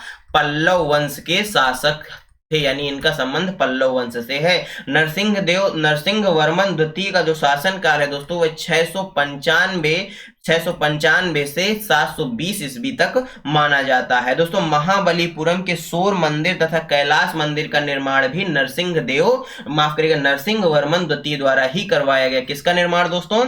जो कैलाश मंदिर है, महाबलीपुरम का जो कैलाश मंदिर है उसका निर्माण, और दोस्तों जो सौर मंदिर उसका निर्माण भी किसने करवाया था? नरसिंह वर्मन द्वितीय ने करवाया था। ऑप्शन डी राइट आंसर हो जाएगा। क्वेश्चन नंबर 98, वास्तुकला में पंचायत शैली किस शब्द से संबंधित है? इसको दोस्तों पंचायतन भी बोला जाता है। शहर से, बांध से, कैसल से या मंदिर से? तो दोस्तों वास्तुकला में जो पंचायत शैली या पंचायतन शैली है इसका संबंध दोस्तों मंदिर निर्माण से। किससे है? मंदिर निर्माण से। ऑप्शन डी राइट आंसर हो जाएगा। जो पंचायतन शैली में क्या होता है दोस्तों? एक मंदिर केंद्र में होता है और 4 दोस्तों अन्य मंदिर अलग अलग होते हैं। 4 मंदिरों से ये जो बीच वाला मंदिर होता है ये घिरा होता है। ये पंचायतन शैली कहलाती है। दोस्तों पंचायतन शैली में निर्मित प्रमुख मंदिरों में दोस्तों कौन सा है? जो खजुराहो मंदिर आपने खूब सुना होगा, खूब पढ़ा होगा। खजुराहो का जो मंदिर है जो कहाँ है? एमपी में है, वह पंचायतन शैली में निर्मित है। इसके साथ ही दोस्तों कंडारिया महादेव मंदिर है एवं लक्ष्मण मंदिर जो भुवनेश्वर यानी ओडिशा में स्थित है। और दोस्तों लिंगराज मंदिर जो देवगढ़ के उत्तर प्रदेश के लिंगराज मंदिर, तथा दोस्तों इसके बाद जो देवगढ़ उत्तर प्रदेश में स्थित एक दशावतार मंदिर है वह भी किस? पंचायतन शैली में बना हुआ है। ऑप्शन डी राइट आंसर हो जाएगा। क्वेश्चन नंबर 99, दिल्ली में स्थित जंतर मंतर का निर्माण किस महाराजा ने करवाया था? जयपुर के राजा जय सिंह प्रथम ने, जयपुर के राजा जय सिंह द्वितीय ने, राम सिंह प्रथम ने या दोस्तों विशन सिंह ने? बताइए। तो दोस्तों दिल्ली का जो जंतर मंतर है इसका निर्माण किसने करवाया था? महाराज जयसिंह द्वितीय ने करवाया था। ऑप्शन बी राइट आंसर हो जाएगा। दिल्ली के जंतर मंतर का निर्माण 1724 ईस्वी में हुआ था। कब हुआ था? 1724 ईस्वी में हुआ था। दोस्तों जो दिल्ली का जंतर मंतर है इसको खगोलीय वेधशाला है। कहाँ है? इसमें क्या है दोस्तों? खगोलीय वेधशाला है। खगोलीय वेधशाला कहाँ है? वेधशाला यह कहाँ है दोस्तों? दिल्ली का जो जंतर मंतर है वहां पर है। दिल्ली के अतिरिक्त दोस्तों अन्य 4 जंतर मंतर भी हैं। कहाँ कहाँ है दोस्तों? वाराणसी में है, जयपुर में है, मथुरा में है और उज्जैन में है। इस क्वेश्चन का जो सही आंसर है दोस्तों ऑप्शन बी हो जाएगा। राजा जयसिंह द्वितीय ने दिल्ली के जंतर मंतर का निर्माण करवाया था। दोस्तों क्वेश्चन नंबर 100, निम्नलिखित में से किस राजा ने गंगईकोंडा चोलापुरम मंदिर का निर्माण करवाया था? राजेंद्र चोल प्रथम ने, कुलोत्तुंग चोल तृतीय ने, राजराज चोल तृतीय ने या दोस्तों विक्रम चोल ने? बताइए दोस्तों। जो गंगईकोंडा चोलपुरम मंदिर है इसका निर्माण किसने करवाया था? राजेंद्र चोल प्रथम ने करवाया था। ऑप्शन ए क्या हो जाएगा? राइट आंसर हो जाएगा। इस मंदिर का निर्माण दोस्तों 1035 ईस्वी पूर्व हुआ था। कब हुआ था? 1035 ईस्वी में हुआ था। दोस्तों इसको बृहदेश्वर मंदिर भी कहा जाता है। क्या कहा जाता है? बृहदेश्वर मंदिर के नाम से भी जाना जाता है। दोस्तों यह ऐतिहासिक मंदिर भगवान शिव को समर्पित है। किसको समर्पित है? भगवान शिव जी को यह ऐतिहासिक मंदिर समर्पित है। दोस्तों यह मंदिर भारत के तमिलनाडु राज्य में है। कहां है दोस्तों? तमिलनाडु राज्य में है। तमिलनाडु राज्य का दोस्तों एक जिला है अरियलूर। कौन सा दोस्तों? अरियलूर जिला, वहां पर यह निर्मित है। यह बात भी नोट कर लीजिएगा। इस क्वेश्चन का सही आंसर ऑप्शन ए हो गया। क्वेश्चन नंबर दोस्तों 101, श्रवणबेल गोला कहाँ स्थित है? ओडिशा में, केरल में, तमिलनाडु में या कर्नाटक में? बताइए। तो दोस्तों जो श्रवणबेल गोला है यह कर्नाटक में स्थित है। कहाँ स्थित है? कर्नाटक में। ऑप्शन डी क्या हो जाएगा? राइट आंसर हो जाएगा। यह दोस्तों 2 पहाड़ियां, चंद्रगिरी और विंध्यगिरी पहाड़ियां हैं, इनके मध्य स्थित है। कहाँ दोस्तों? कहाँ? चंद्रगिरी और विंध्यगिरी पहाड़ियों के मध्य स्थित है। इस बात को नोट कर लीजिएगा। ऑप्शन डी क्या हो गया? राइट आंसर हो गया। दोस्तों क्वेश्चन नंबर 102, गांधार कला एक बौद्ध दृश्य कला शैली है जिसका विकास प्रथम शताब्दी ईसा पूर्व तथा चतुर्थ शताब्दी ईसा पूर्व में व्यापक तौर पर किसके साम्राज्य में समृद्ध हुआ? कुषाण, गुप्त, पल्लव या मौर्य साम्राज्य? तो दोस्तों इसका जो व्यापक तरीके से विकास है या समृद्ध हुई है दोस्तों कुषाण वंश के। किसके दोस्तों? कुषाण साम्राज्य या कुषाण वंश के शासनकाल में हुई थी। ऑप्शन ए क्या हो जाएगा? राइट आंसर हो जाएगा। दोस्तों कुषाण वंश का संस्थापक किसको माना जाता है? कुजल कड़फिसस को। किसको दोस्तों? कुजल कड़फिसस को कुषाण वंश का संस्थापक माना जाता है। कुषाण वंश ने दोस्तों कला एवं साहित्य के क्षेत्र में अपना महत्वपूर्ण योगदान दिया है। कुषाण वंश के जो शासक दोस्तों कनिष्क थे, कनिष्क के काल में दोस्तों गांधार कला का, किसका दोस्तों? गांधार कला का विकास सर्वाधिक हुआ था। गांधार कला दोस्तों यूनानी कला से प्रभावित थी। किस कला से प्रभावित थी? यूनानी कला से प्रभावित थी। यह बात भी नोट करिएगा। ऑप्शन ए राइट आंसर हो जाएगा। क्वेश्चन नंबर 103, कांचीपुरम में कैलाश मंदिर का निर्माण किसके शासनकाल में हुआ था? पांड्या, चोल या दोस्तों पल्लव या चेर के शासनकाल में? तो दोस्तों इसका सर्वाधिक विकास पल्लव शासनकाल में, माफ करिएगा, कांचीपुरम के कैलाश मंदिर का निर्माण पल्लवों के शासनकाल में हुआ था। यानी ऑप्शन सी क्या हो जाएगा? राइट आंसर हो जाएगा। यह दोस्तों ऐतिहासिक मंदिर भगवान शिव को समर्पित है। किसको समर्पित है? भगवान शिव को समर्पित है। इस मंदिर का निर्माण दोस्तों 7वीं और 8वीं शताब्दी के दौरान राजा नरसिंह वर्मन द्वितीय ने करवाया था। इस मंदिर के अग्रभाग का निर्माण दोस्तों नरसिंह वर्मन द्वितीय के पुत्र दोस्तों महेंद्र वर्मन तृतीय ने करवाया था। इस मंदिर का निर्माण दोस्तों द्रविड़ शैली में, किस शैली में हुआ है? द्रविड़ शैली में हुआ है। यह मंदिर दोस्तों तमिलनाडु के कांचीपुरम जिले में स्थित है। ऑप्शन सी राइट आंसर हो जाएगा। दोस्तों क्वेश्चन नंबर 104, तमिलनाडु स्थित महाबलीपुरम में इमारतों का समूह निर्मित किया गया था। चोलों के द्वारा, पांड्यों के द्वारा या दोस्तों चालुक्यों के द्वारा या पल्लवों के द्वारा? तो दोस्तों तमिलनाडु में जो स्थित महाबलीपुरम की इमारतें हैं इनके समूह का जो निर्माण है वह दोस्तों पल्लवों के द्वारा करवाया गया था। दोस्तों महाबलीपुरम में स्थित इमारतों का समूह जो है यूनेस्को विश्व विरासत सूची में भी शामिल है। इसको 1984 में यूनेस्को ने शामिल किया था। दोस्तों यह भारत के तमिलनाडु राज्य के दोस्तों चेंगल चेंगलपट्टू जिले में स्थित है। कहां दोस्तों? चेंगलपट्टू जिले में स्थित है, यह बात भी नोट करिएगा। ऑप्शन डी राइट आंसर हो जाएगा। क्वेश्चन नंबर दोस्तों 105, एलोरा के मंदिरों का निर्माण किसने करवाया था? चेर शासकों ने, पांड्य शासकों ने, चोल शासकों ने या राष्ट्रकूट शासकों ने? दोस्तों एलोरा के मंदिरों का निर्माण राष्ट्रकूट शासकों द्वारा करवाया गया था। और यह दोस्तों कहां है? यह महाराष्ट्र में है। कहां है दोस्तों? महाराष्ट्र में स्थित है, यह बात भी नोट करिएगा। नेक्स्ट क्वेश्चन दोस्तों, अजंता और एलोरा की गुफाएं किस धर्म की सबसे पहली वास्तुकला, गुफा चित्रकला एवं मूर्तिकला के उत्तम उदाहरणों में से एक है? बुद्ध, बौद्ध धर्म, हिंदू धर्म, जैन धर्म या राजपूत धर्म? बताइए दोस्तों किस धर्म से संबंधित है यह कला?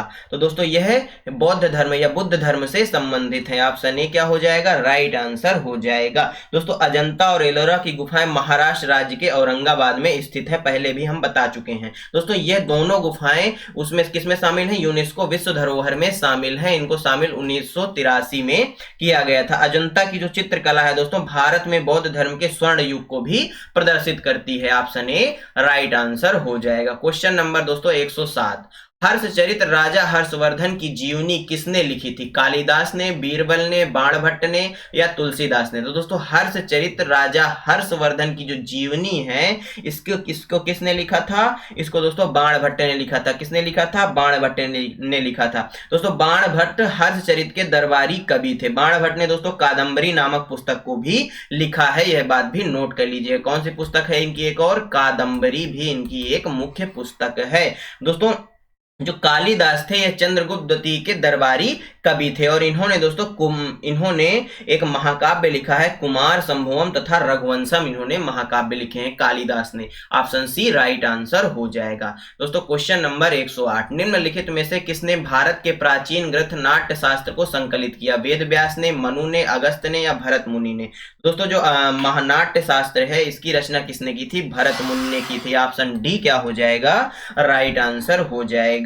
दोस्तों महर्षि वेद व्यास की बात करें तो इन्होंने रामायण का संकलन किया था, जबकि मनु ने मनु स्मृति लिखी थी और महर्षि अगस्त्य के सप्त ऋषियों में से एक थे। ऑप्शन डी राइट आंसर हो जाएगा। दोस्तों धन्यवाद आप सभी का हमारे साथ बने रहने के लिए। दोस्तों आज की यह मैराथन आपको कैसी लगी हमें कमेंट बॉक्स में जरूर बताइएगा। यदि मैराथन अच्छी लगी हो तो वीडियो को लाइक कर दीजिए, अपने दोस्तों के साथ शेयर कर दीजिए और दोस्तों यदि आप चैनल पर नए हैं तो चैनल को सब्सक्राइब करना मत भूलिएगा। मिलते हैं आपसे अगले वीडियो में, तब तक के लिए जय हिंद, जय भारत। अपना और अपनों का ख्याल रखिए, सभी का सम्मान करिए। धन्यवाद दोस्तों।